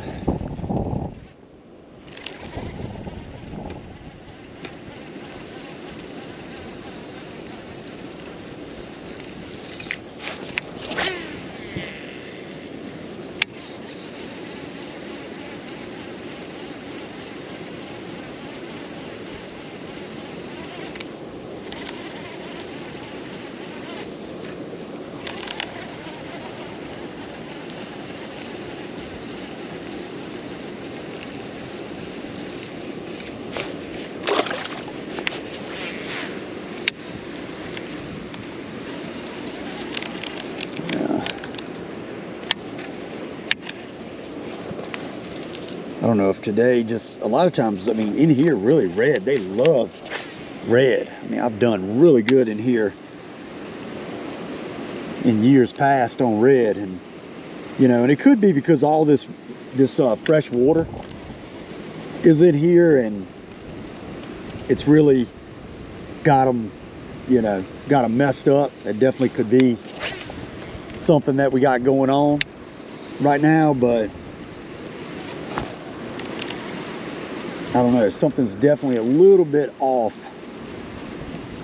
And, you know, I feel like there's a bite going, oh goodness, I was like, my God, that's a giant. But, nope, we are hung, and that's probably gonna require the crankbait getter.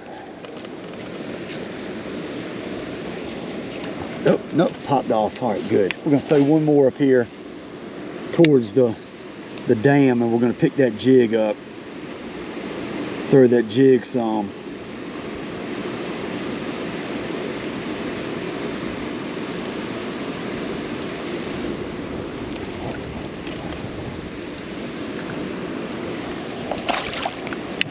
All right.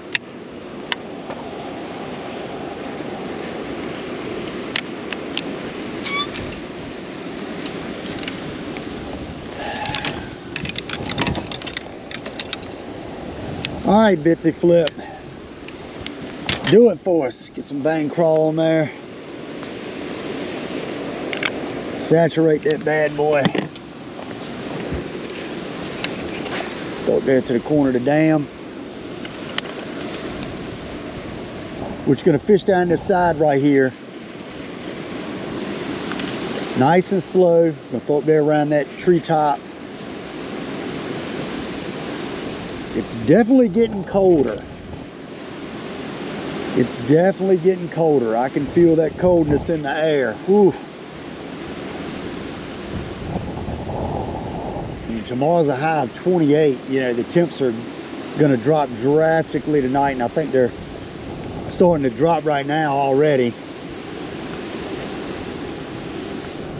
This morning before I got here, they might have been chomping. I don't know.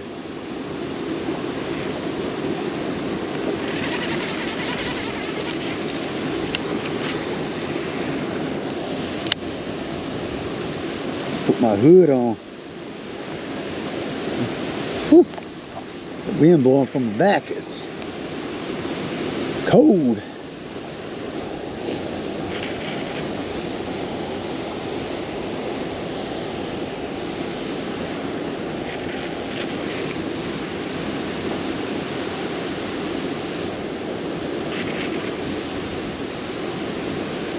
I'm just throwing this on that 7-foot medium heavy mock crush. This is the rod that I typically use when I'm casting jig.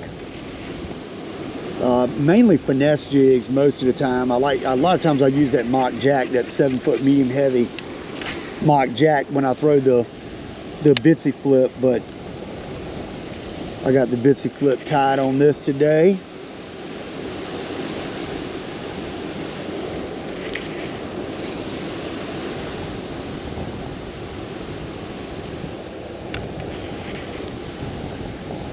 Really hoping we can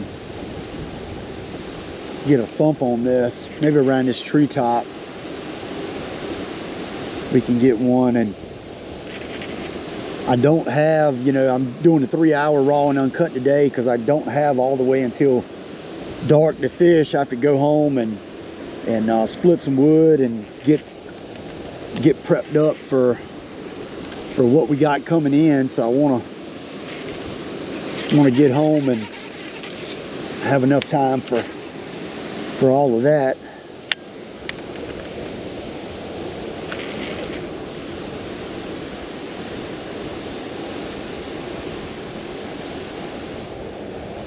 This top should definitely have a fish in it, like 100%.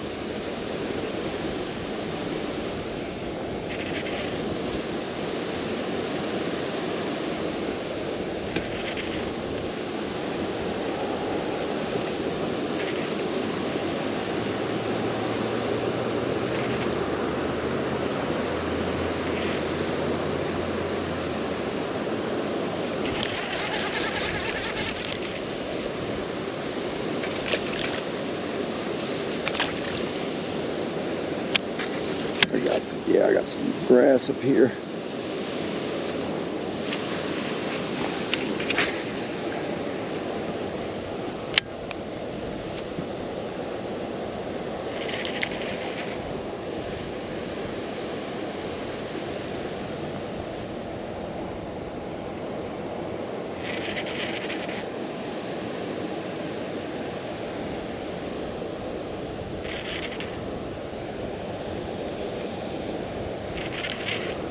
So I see the first bass that I've seen all day up in the water column. I'm gonna definitely throw to that fish. Didn't want to hit my trolling motor, but I got to because it was blowing the front around so bad. I don't know where that fish went now. There it is, right there. It's 2 of them actually.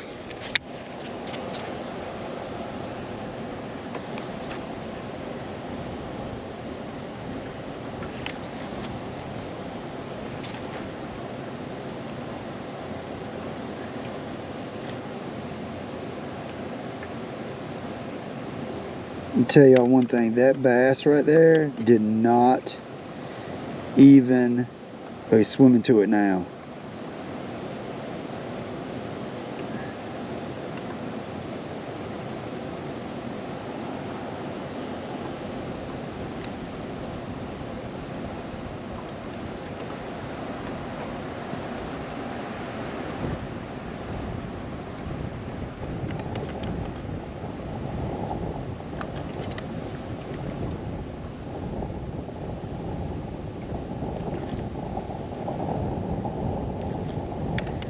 Wow. I mean, you talk about being funny, like,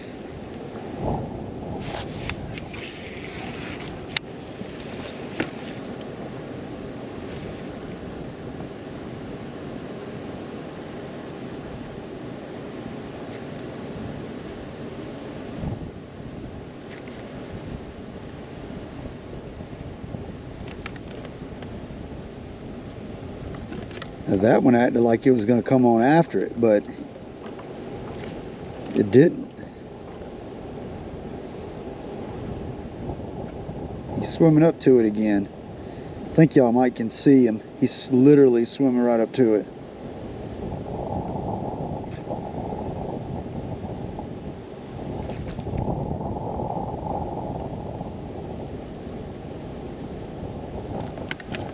They just are not, I mean, they're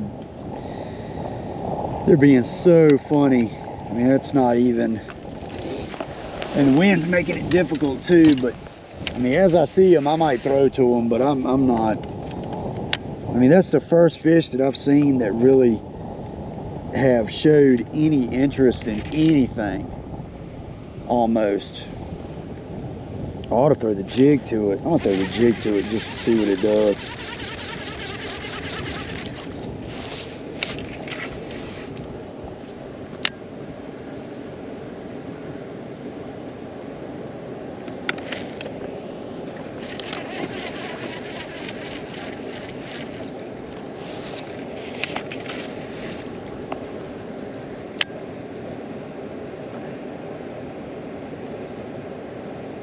I mean, that fish came up and looked at the jig, but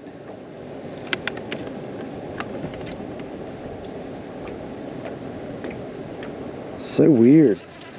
Like, I know y'all don't want to see this. Trust me, 100% know. I don't want to do this, but I'm going to get the little shaky minnow out real quick just to see if these fish react to it. What we got going on here?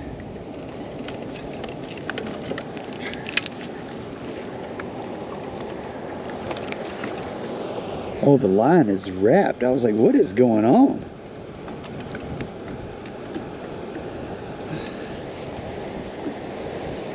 This is weird. The hook, I guess, went through the braid, I guess. Huh. Alright, we got a little bit of a, oh my goodness, what do we got going on here? We have got a mess. That's why I should have kept it in the rod locker, y'all. But it's two really good bass right here, and I wanted to just see if they would react to something. What in the world? Y'all know how this goes. If you're a seasoned fisherman, you know this thing was wrapped 15 different ways. There we go. All right. I'm probably not even going to find these bass again, probably.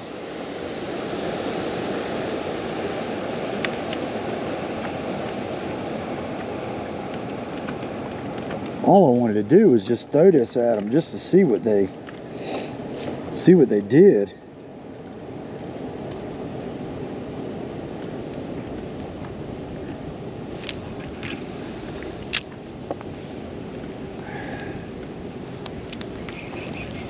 I don't know if I can even, oh, there I see it now. Okay. Still sitting there.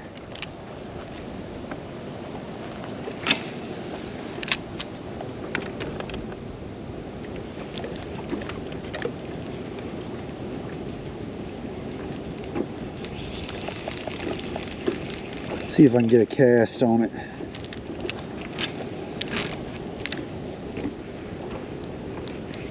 That's not full enough.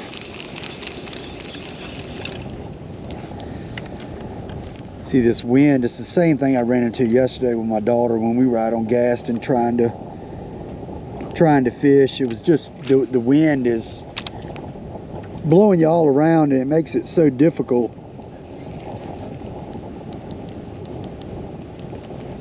to try and catch a fish. It's a really good fish. I mean, it's a good fish. Like,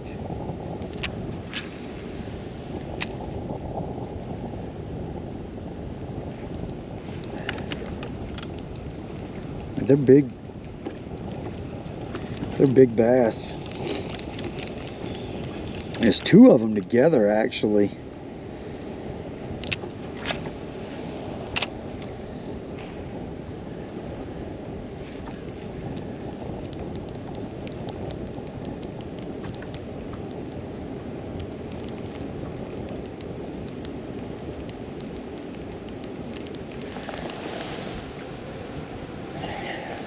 Trying to get my gain up a little bit. I'm having a little bit of, there we go.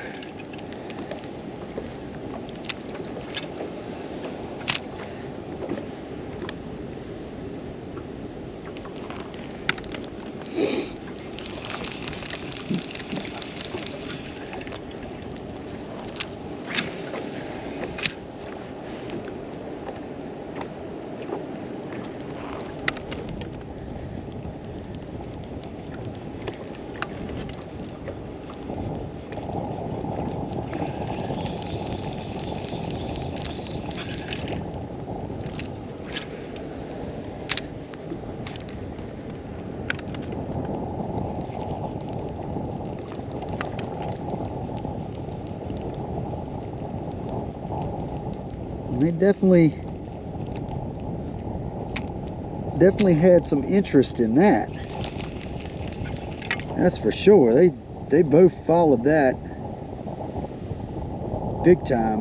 Not trying to bore y'all with this, really not. Just trying to see how these fish are reacting to what I got going on here. But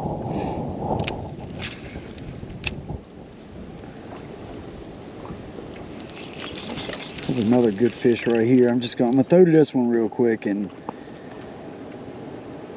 then we're back on to a regular scheduled programming.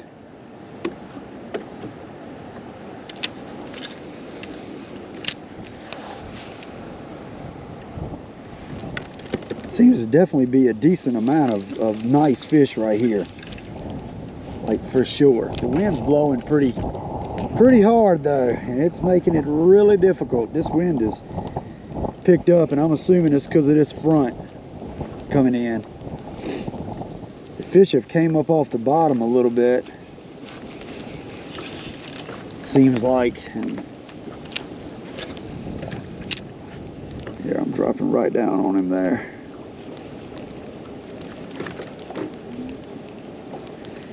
See, that fish didn't react, none whatsoever. So we're gonna put that up. We're gonna put that up. We're gonna get it out from under. We're gonna set it back here anyway. Trying to do whatever I gotta do to try to catch y'all a bass. Right now it is not being too doggone easy.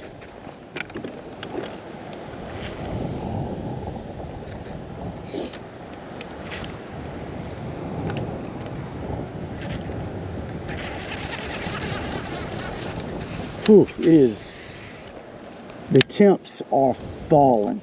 I mean, like, they are falling massively. It's so much colder than it was I got here just an hour and a half ago.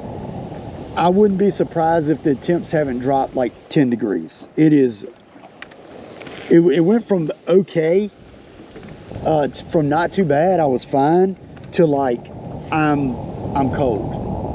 Like, it's definitely getting chilly. It's definitely getting chilly right now.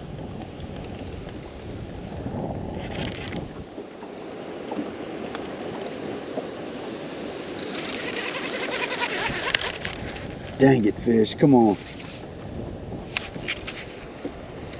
These suckers. Ooh, that is a big one right there. Oh, y'all, that is a big fish. That is a big fish. He was on a stump. I guess I probably shouldn't even, there he is. I probably shouldn't even have kicked the boat out. Yeah, I see there he is. I don't know now. Because of the way I kicked the boat out, I kind of got myself off kilter.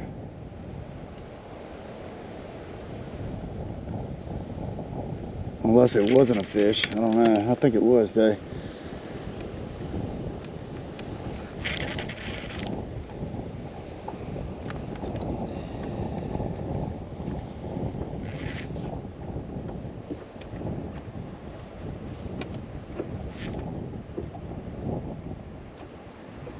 I believe that's a nice fish right there. Well, I know that's a nice fish.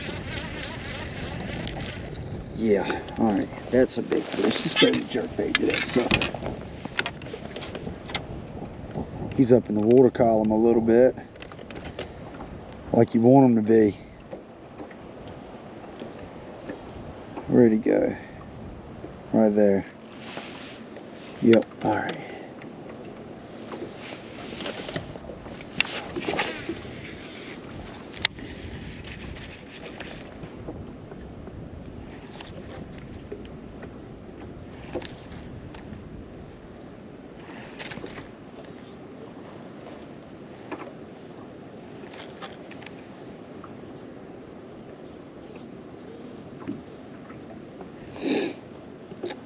He went down to the bottom just as fast as anything you want to see. He won't having it. I don't know if the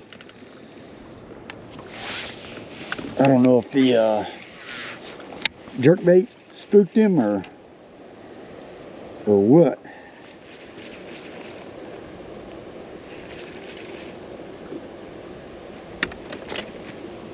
Is that? There ain't no way that's all crappy. There ain't no way.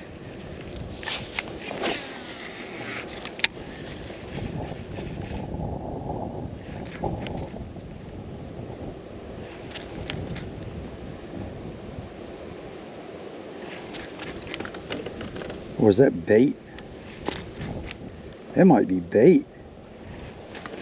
Wow, that's a lot of bait. That's a lot of bait. Crappie all down here on the bottom.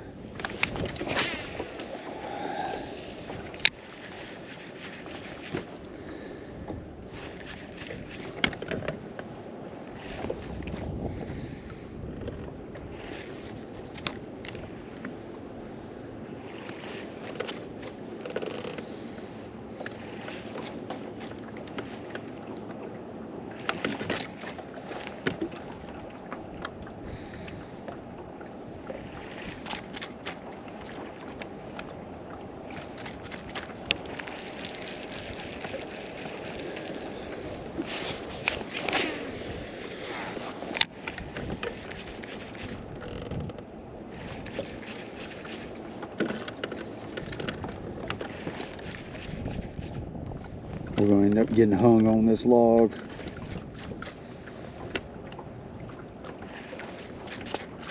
I think, anyway.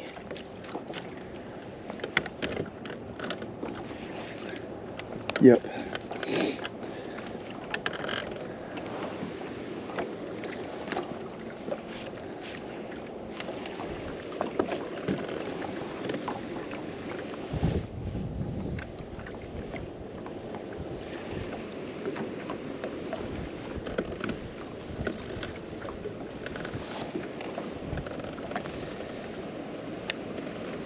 Get over here and get this pulled out.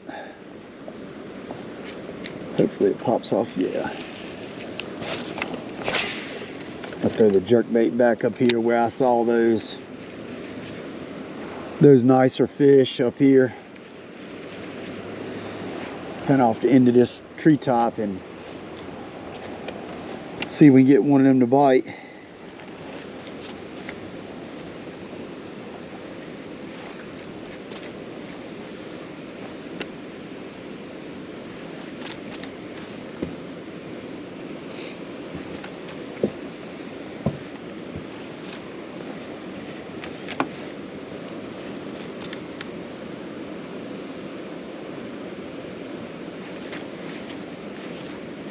There was a fish right then following my jerkbait. I mean, he was right on it. Oh, dang, I thought he had it there for a second. He was on it pretty hard. This is the set, you know, the little area where I saw those fish at. There's a group of fish up here. Now what I got to do to get them to bite, I don't know, but it's definitely a decent group of bass up here.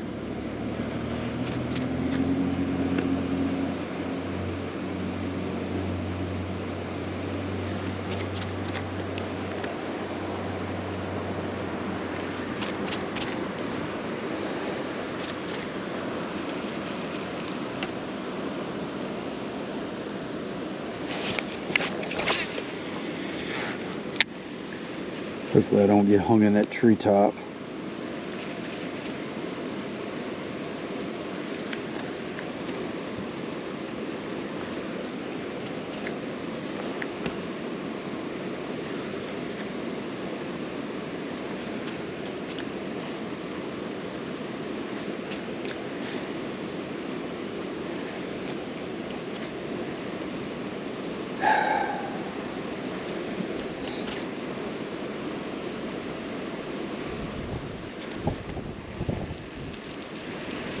Nice. Ooh, I don't know if I just hit the treetop or what I just did, but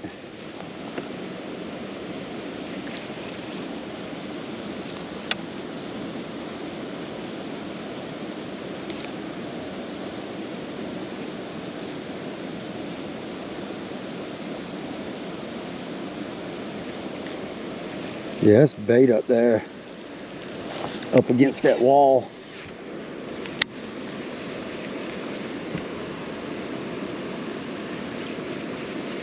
That's a good bass.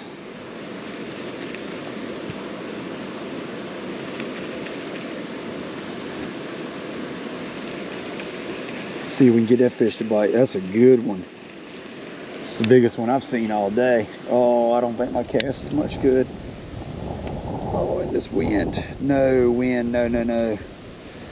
Dang it. Well, about to blow him out because this wind just picked up behind us and just pushing right up against this. Oh, that was a big one.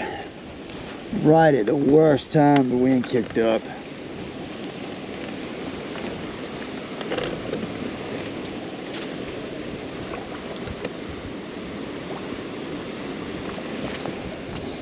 It's too deep to put my talon down. Yep, 7.8 foot.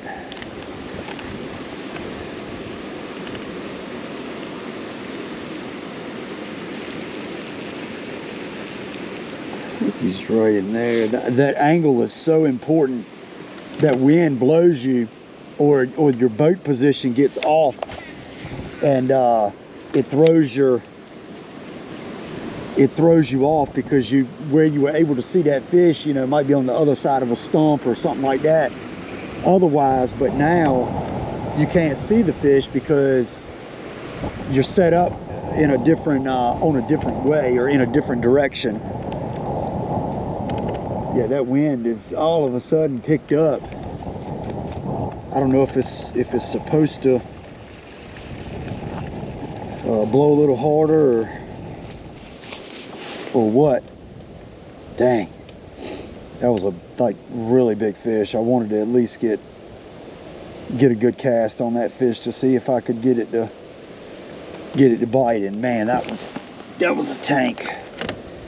That was a big old mark on the screen right there.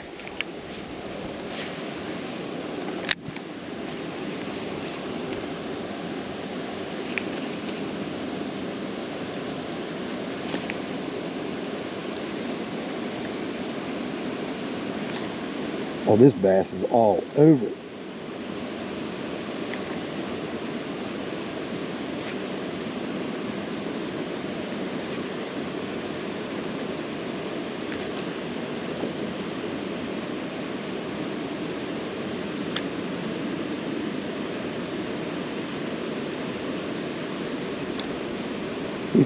These fish were all over my jerkbait right then. I cast it up. There was multiple fish actually following it. They seem to be decent fish. I don't know. They might have been small. Hard to tell. I think I'm gonna get right and tie a shad wrap on and see if we can do anything with that.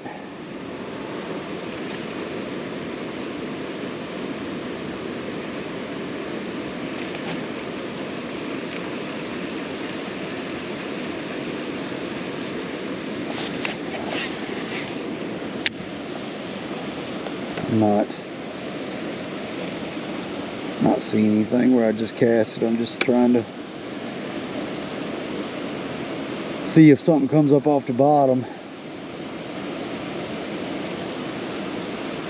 The bass did actually come, or something came up there off a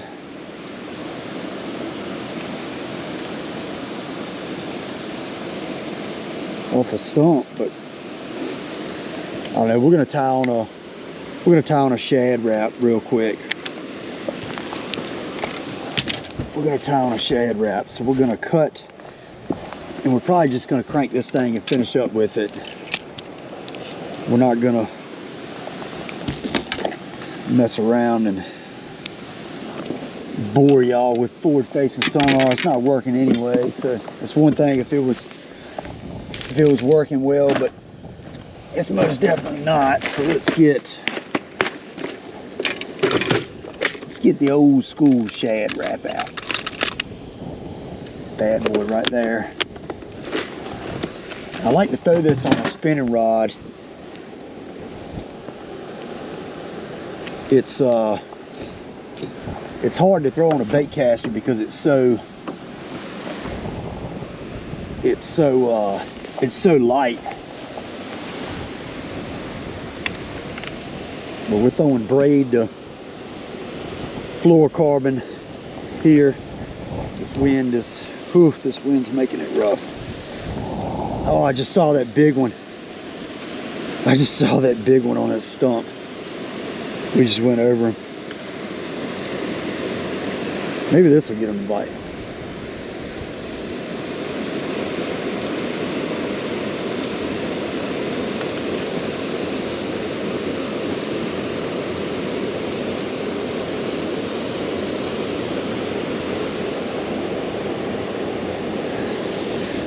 Give myself a little bit of line to work with here. Oh, come on, wind. There we go.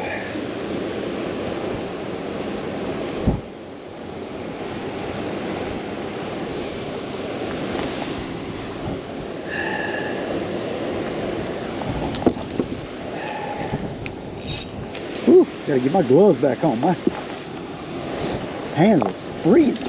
How much longer do we have? Oh, 47 minutes, y'all. All right, we gotta get it done. We have got to get it done. We're done playing around. We are done playing around. This is gonna be a embarrassment. If I'd, oh my God, that thing cast like a wet paper bag. Definitely not the best casting lure, but it will catch some fish in cold water.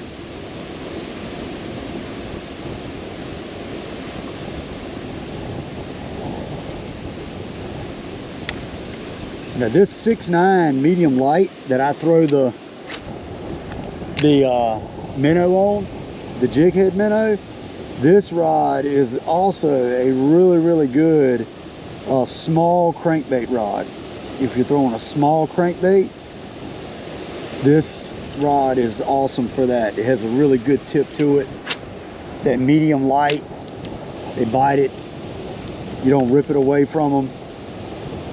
Got 20-pound braid on here to a 10-pound fluorocarbon leader. So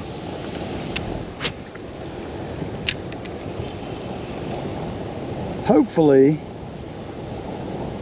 we get a dadgum fish to bite this thing. We imitating a shad now, which is definitely what they're eating in here, 100%.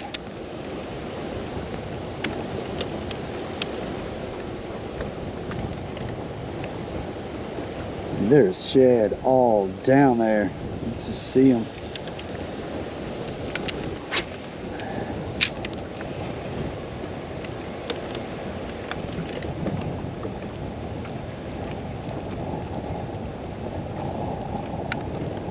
Whew, golly.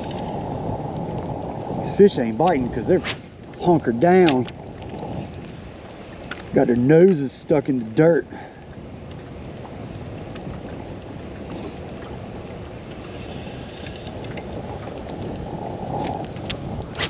I gotta put my hood back on. It is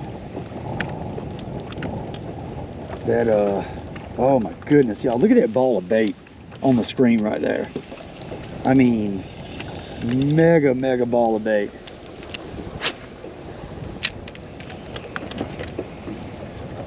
That is one massive ball of bait right there.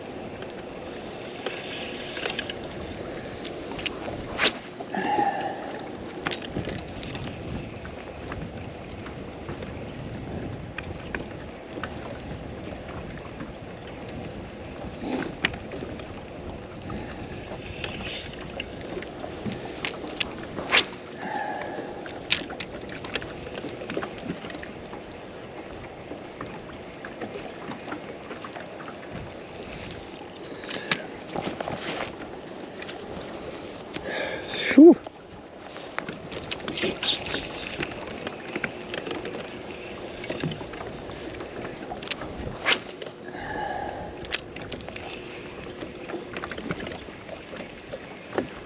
There's a good bass up in front of us. See him up in the water column. Not right there, I don't think. Got him. Got him on the shad wrap. Yes. Yes, I mean, y'all. Get in here. All right. On the shad wrap. Now, everybody knows this old school crankbait right here will catch them. We just made the switch. We literally just made this switch to that old balsa crankbait. I mean, that's a cold water staple if you know anything about bass fishing. But check out that little short. I mean, that is a tank. That is a tank right there. Short, fat dude. Oh my goodness. That, we did not zero, y'all. We did not zero. Yes. Let's keep that going. Let's keep that going. Hey, that is exciting. We just picked this up. We just picked this up. Huh. That could be significant. Could be. I had seen a pretty good fish out there, and that was not the fish that I caught, because I did not get nowhere near 70 foot on that cast. But awesome. I'll tell you what, we went this long. We went this long before we finally got us one. Dang.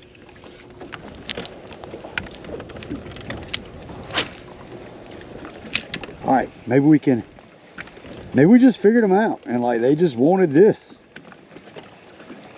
They just wanted this crankbait.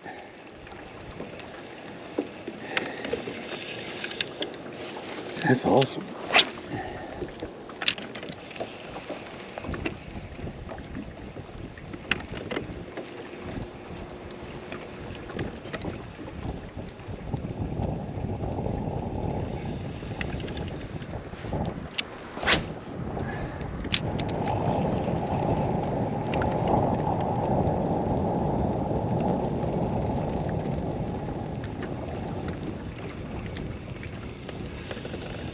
Sometimes you got to go old school, old school. Sure enough, crankbait on the spinning rod.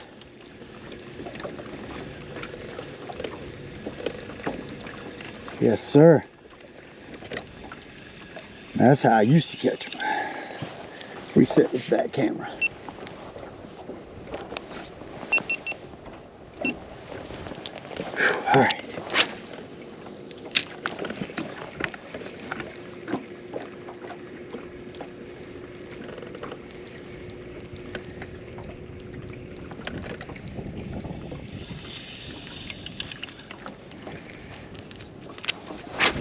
We're gonna work our way up to this point right here, and on the inside of this little flat,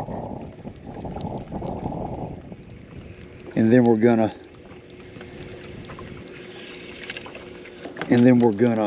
ease back up to the front there. I believe now I could go down that left side again and potentially get some bites from a few fish where I saw there were some up there. I don't know if I should even go in here really.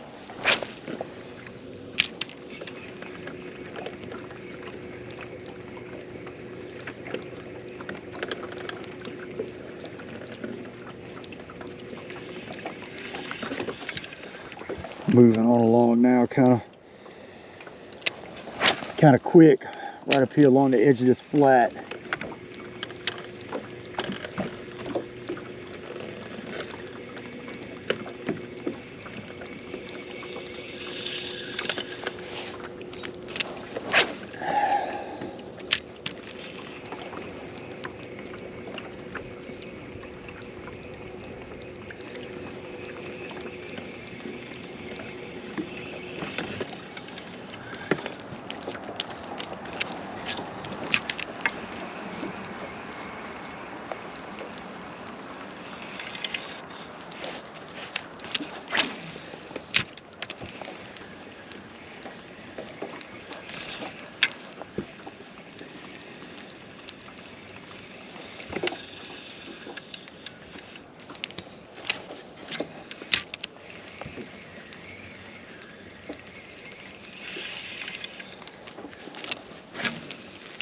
Fish kind of chase this out.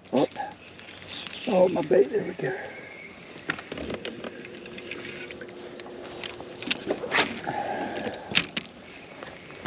Yeah, I saw a fish and it chased my crankbait out, but didn't bite it. So we're gonna work right here up here on this point, right along this left side real quick. All right, y'all, so my chest camera just cut off and I just cut it back on real quick. Surprised it hasn't done that before now, to be honest with y'all. But at least it's not giving me nowhere near as much of a headache as it did the other day. But it just cut off, so I immediately cut it back on so y'all didn't miss anything. Oh, gosh, got crushed. I believe I just got crushed. I don't know. I might have just bumped into a stump, but I'm on edge right now.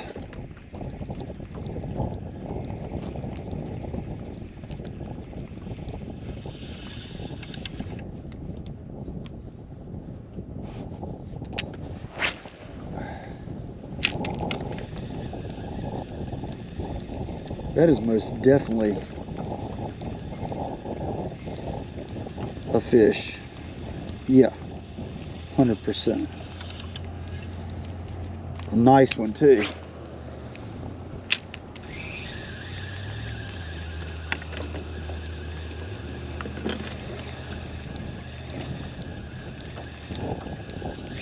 Oh, got one. Oh, what do we got? A pickerel. I was looking at a nice fish on the screen. I didn't. We probably should have been throwing this thing all along. Get in there. I don't know where that fish went. That's a really.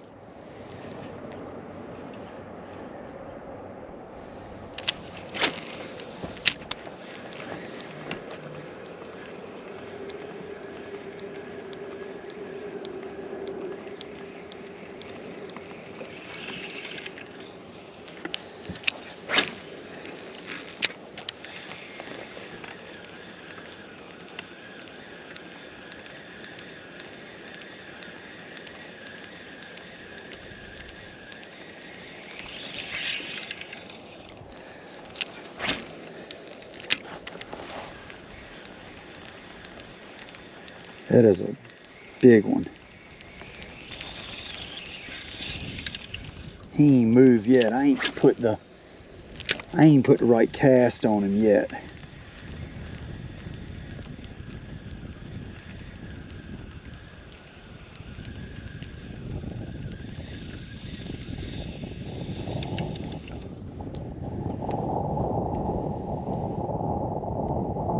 Either he followed it or either I spooked it. One or the other. That was a big fish today. That was like a 5 or 6 pounder at least.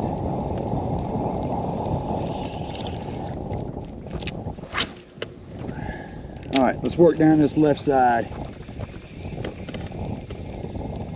See if we find something willing to bite.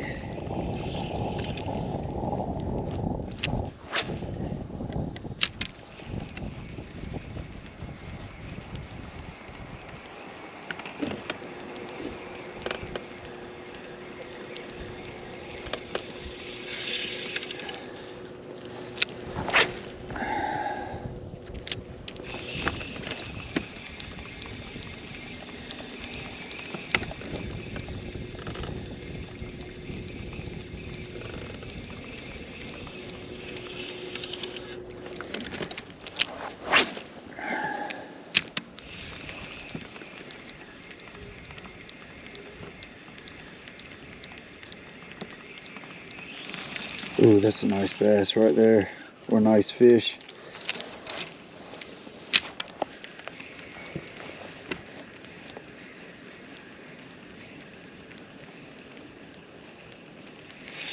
Some of them are reacting, some of them aren't. Like that fish right there did not react at all.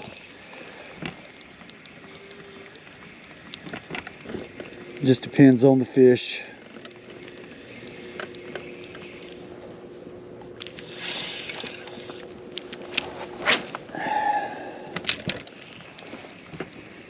Definitely believe now I probably could have thrown this all day and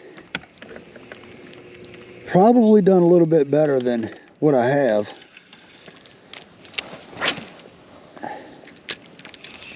But who knows?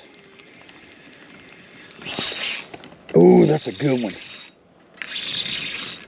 Oh yeah, I'm gonna tell you what, y'all. Okay, we have waited. Oh, this is a nice one. Get in here, yes. We waited all the way to the end. I just wanted y'all to watch the whole video.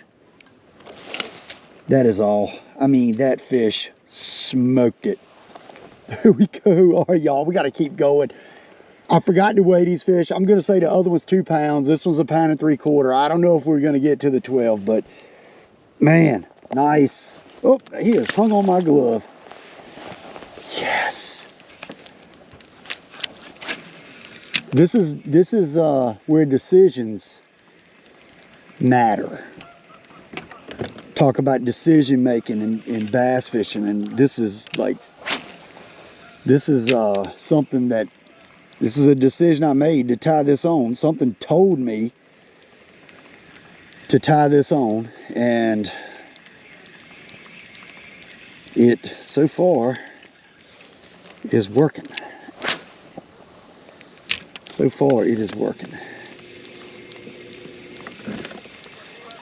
That fish loaded up on it when he bit it. I mean, old boy was not playing.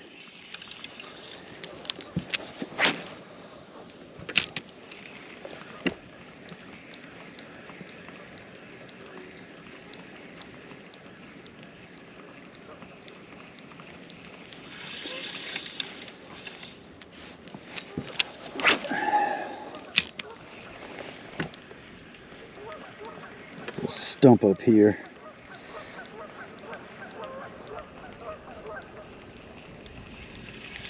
That fish was right there on that log.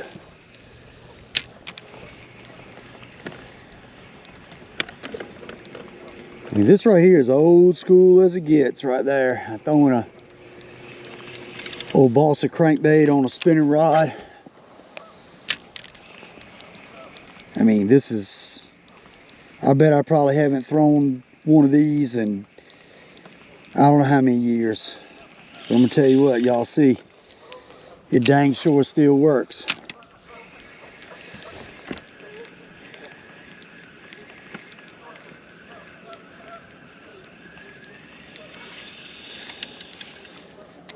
A bunch of crappie back here. Now I got a decision to make. I got to decide if I'm gonna, I got to restart this back camera, but I got to decide if I'm gonna go back down that left side where I saw those fish, or if I'm gonna go back down this right side.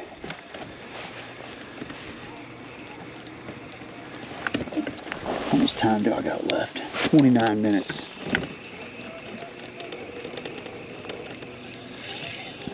Oh, God, there's one.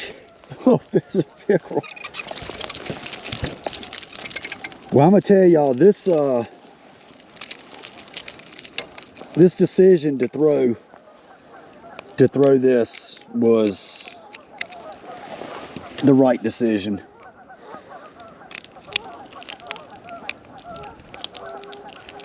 Old boy's lip ain't gonna be in too good a shape. He got, there we go. He didn't do too bad.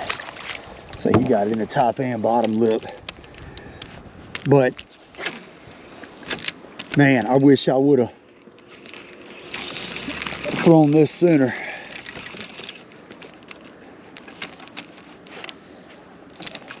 Oh, come on.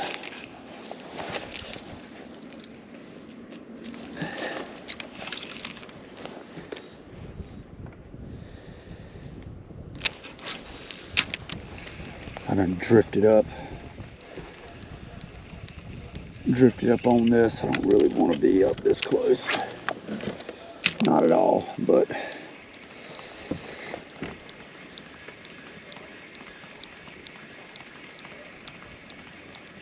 all in that bait change. All in that bait change.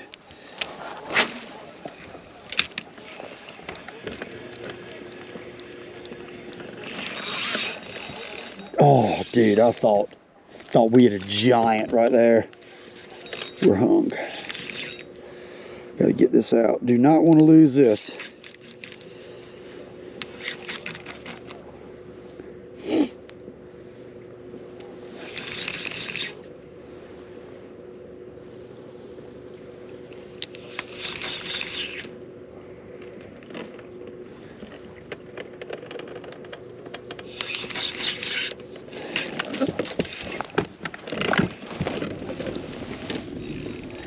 There we go, popped out.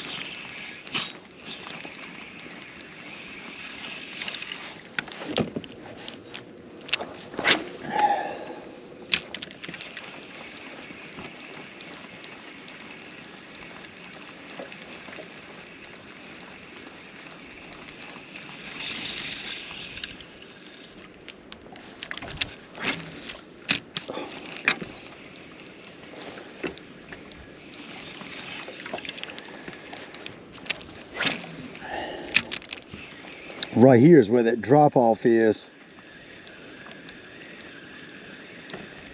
It's a drop off. It's a lot of fish right here I'm seeing. Golly, I don't know whether to go down this right side or whether to go back down this left side right here, because I saw some really good bass up here on this left side. I'll tell you what I might do. I might fish right down this right side, because I've caught a decent amount of bass here before. I might fish right down this side up until maybe that dock, maybe, and then I might jump over here to this other side. There's so much bait right here. And I don't know if these fish, I mean, they very well may just be starting to bite. Because, I mean, this bait has done come up off the bottom. And it's just bait everywhere now. Like, just all over the place. So, I mean, it might just be we hit it right. Or I think it's just a bait change, honestly. I think it's the bait change. But it's a lot of bait up here. And they just might not have wanted that red today. It might just be a, you know, they wanted that more natural shad maybe. I don't know. It's fish are weird, man. One day they want one thing they want something else.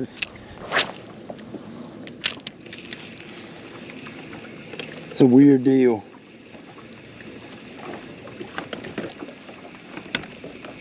Oh, there's one. Oh, another bass. Got him by the very back. Oh, yes. This one, I'm gonna say this one is, oh, chill out, buddy. I'm gonna say this one's like 1.25 pounds.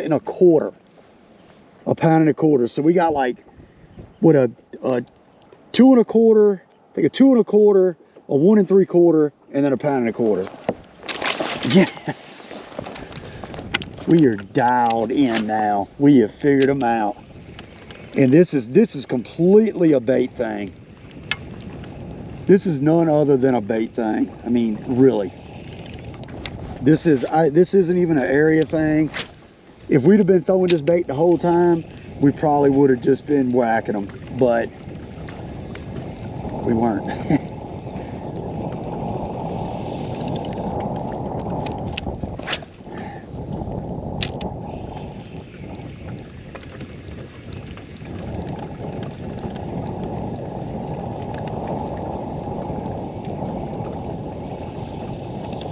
Man, what a decision. I mean, this is like in a tournament, you know, you struggle all day and you make one decision, you move somewhere, or you change baits and just end up whacking them. You know, it's just, man, we figured them out. We figured them out. It was totally a bait deal. The bait change is 100% what did it for us. 100%.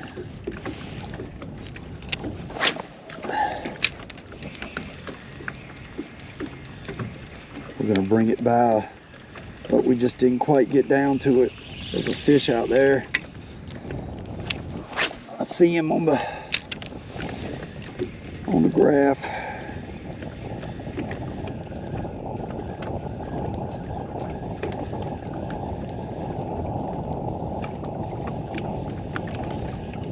I mean, that fish just followed it. They're really getting aggressive on this crankbait.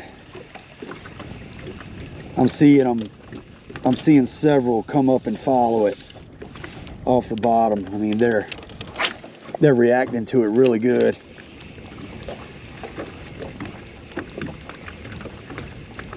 Man, if we could get 5 before our time is up, I mean, I'm not even worried about weight so much now. If we could just get 5 fish, that would be awesome.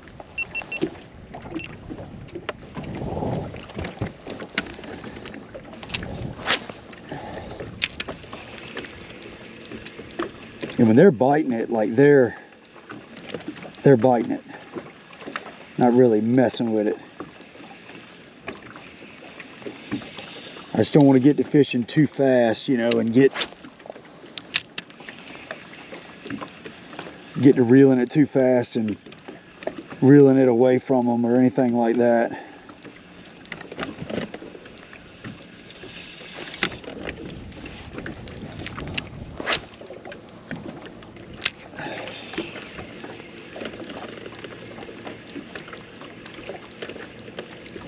There's so much bait right there in that area where we were at.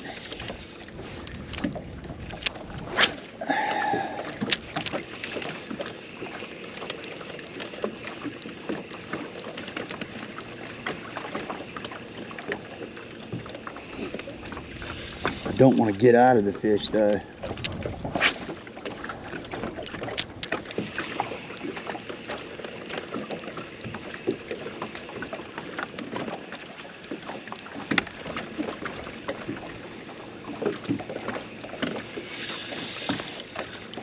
You know what I'm gonna do? I'm gonna make a decision to put this thing in high gear. And we're gonna go over there to that point over here on my left.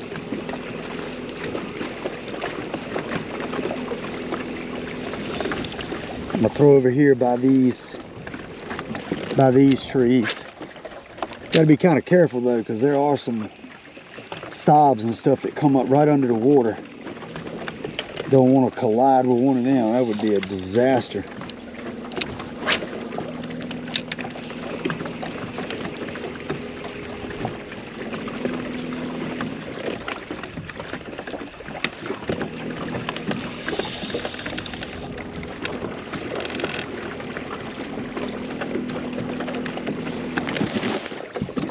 What do we got? 17 minutes. Ooh.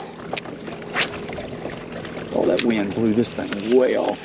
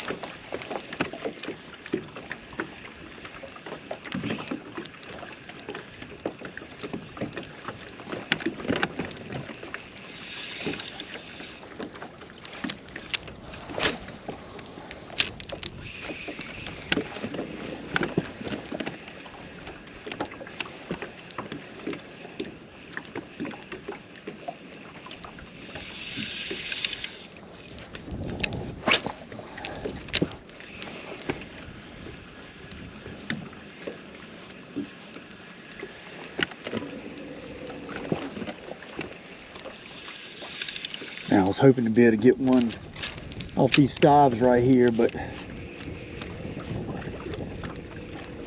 don't look like that's going to happen right now. All right, let's work over here to this point.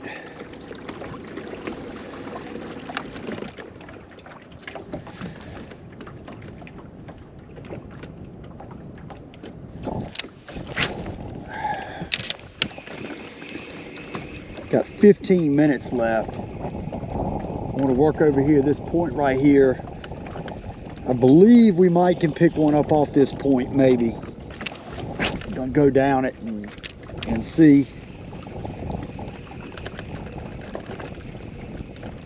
But these fish are definitely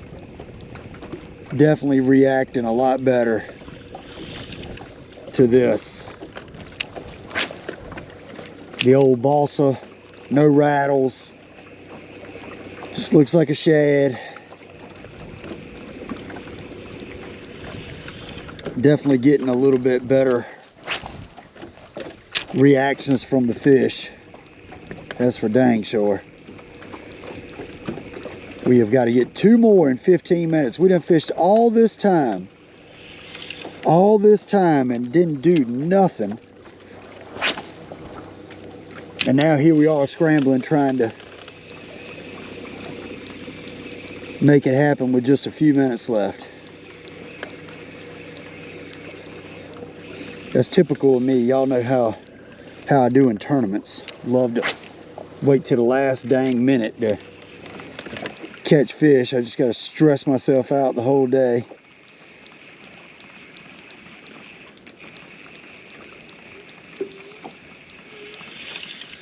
All right, let's get over here on this point.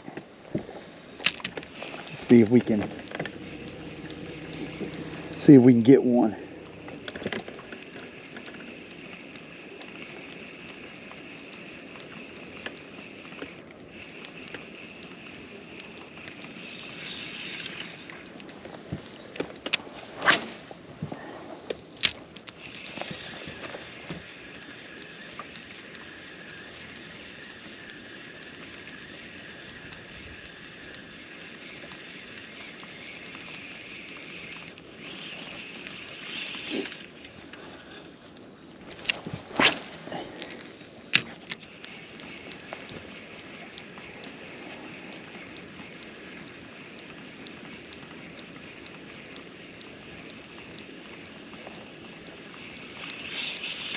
There's actually 3, looks like 3 bass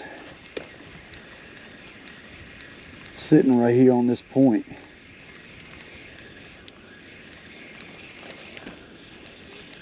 I don't know if these fish just aren't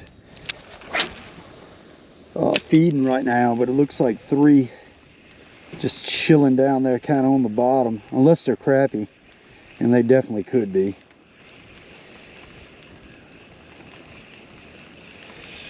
They definitely could be. I would really like to get over to that dam in the last final minutes to be able to fire some casts up there, because there's a lot of bait. Look like some pretty nice fish up there.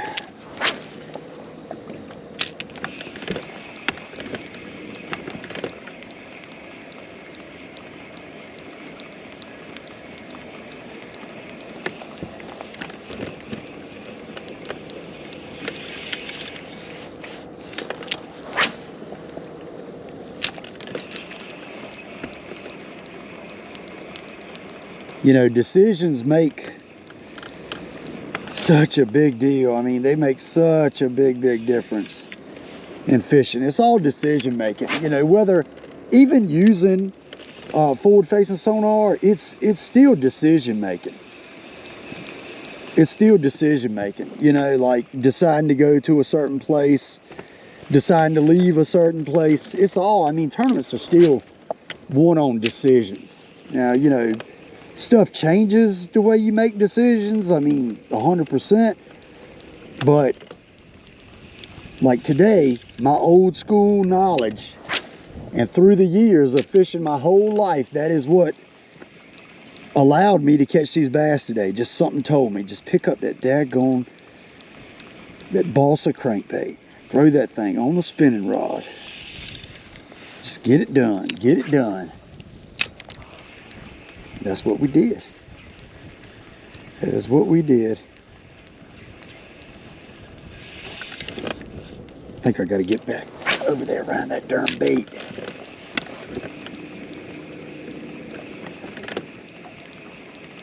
I think that's got everything in the world to do with catching those fish, is getting around the bait. Because if I don't catch one through here, if I don't get one at that dam, I'm going to be probably, it's going to be tough to be able to get 5. Just based off of that, because I don't know if these fish don't seem to be firing real good once you get out away from that bait.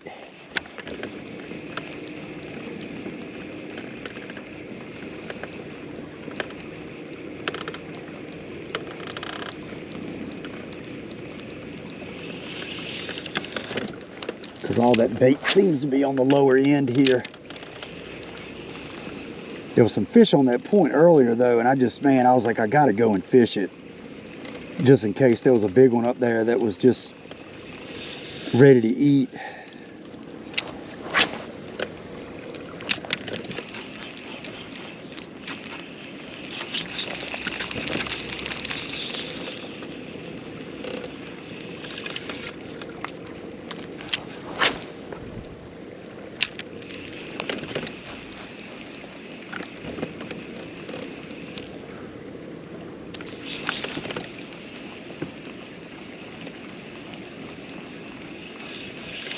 Come on, come on, come on. Whew, man, it is freezing. It is absolutely freezing.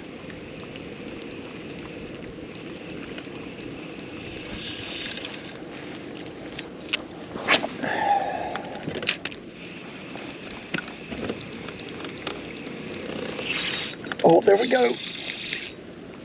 Is that a bass? It's another pickerel. Oh, some water all over my face. Get out of here, get out of here.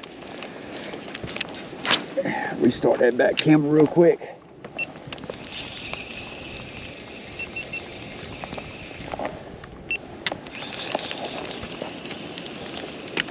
Man, I thought we had us a bass there.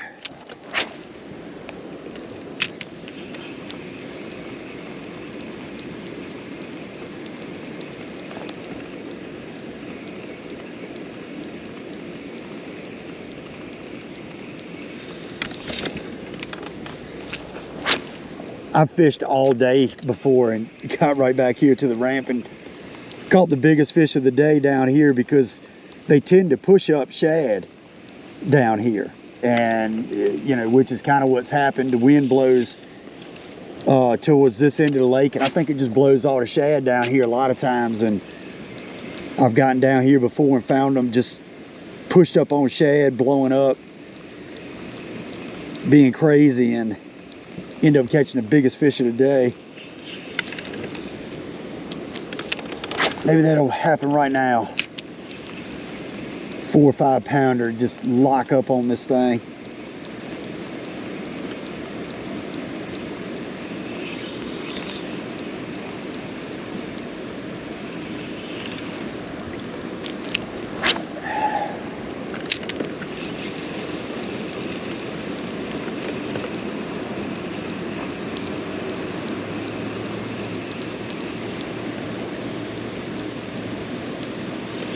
I think at most I got 10 minutes, like at the most. I haven't looked at it. I don't even want to take the time to look at it.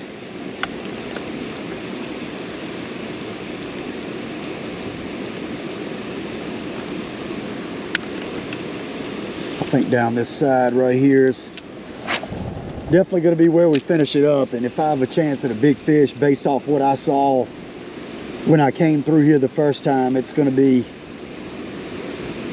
right here for sure.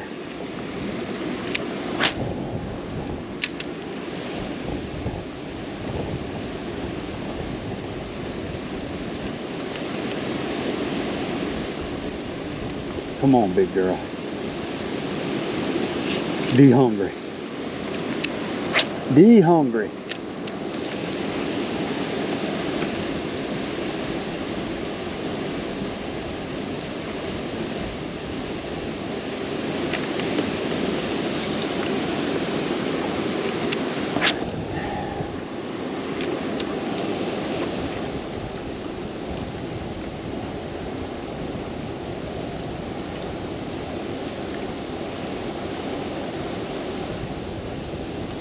Oh, dang it. I don't know if I just hit a stump or what I just hit, or if something hit it as I was reeling it up.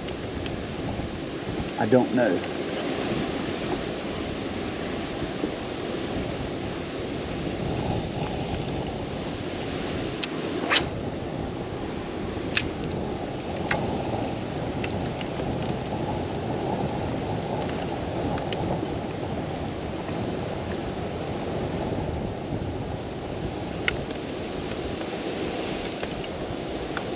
Come on, big girl.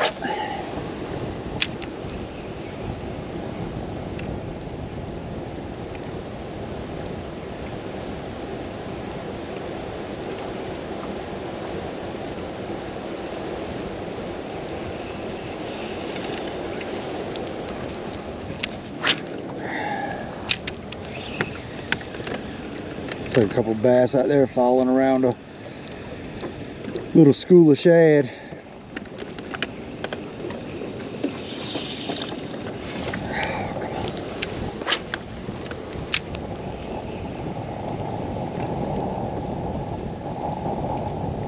Man, I don't know if it was just a pocket of fish feeding in that area where we caught them. Maybe I should have just went back and forth in there. I don't know.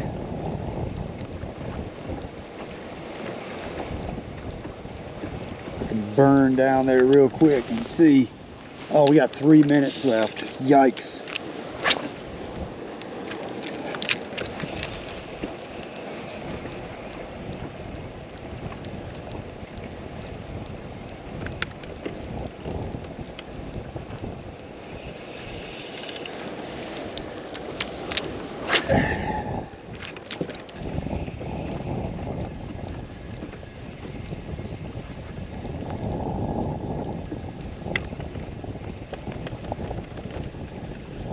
There's a lot of bait out here.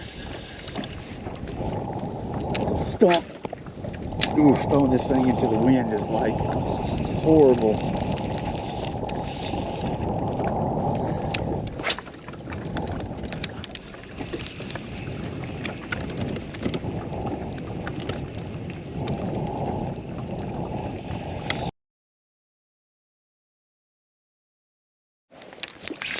Y'all, that was crazy. That was crazy, and I didn't have my camera running. I threw up to this log right here, and we're finished. I'm literally done with my 3 hour raw and uncut. I'm headed back to the ramp, making some cast, and this fish bit it off of the tree, pulled it off the tree. That's the first time I've ever had that happen. It literally pulled it off the tree. So there's a bonus fish for y'all. There's a bonus fish for y'all. I ended up catching another one, and I got hung on that tree, and I'd be darned if he didn't pull it off that tree. I just reset my camera and did not restart it, and sure enough, I caught one. Of course I would. That is wild. I felt something pulling, and I was like, what is that? Did I tell you what it was? And I didn't have my back camera running either. Dang it. Well, that's how it goes. That's how it goes.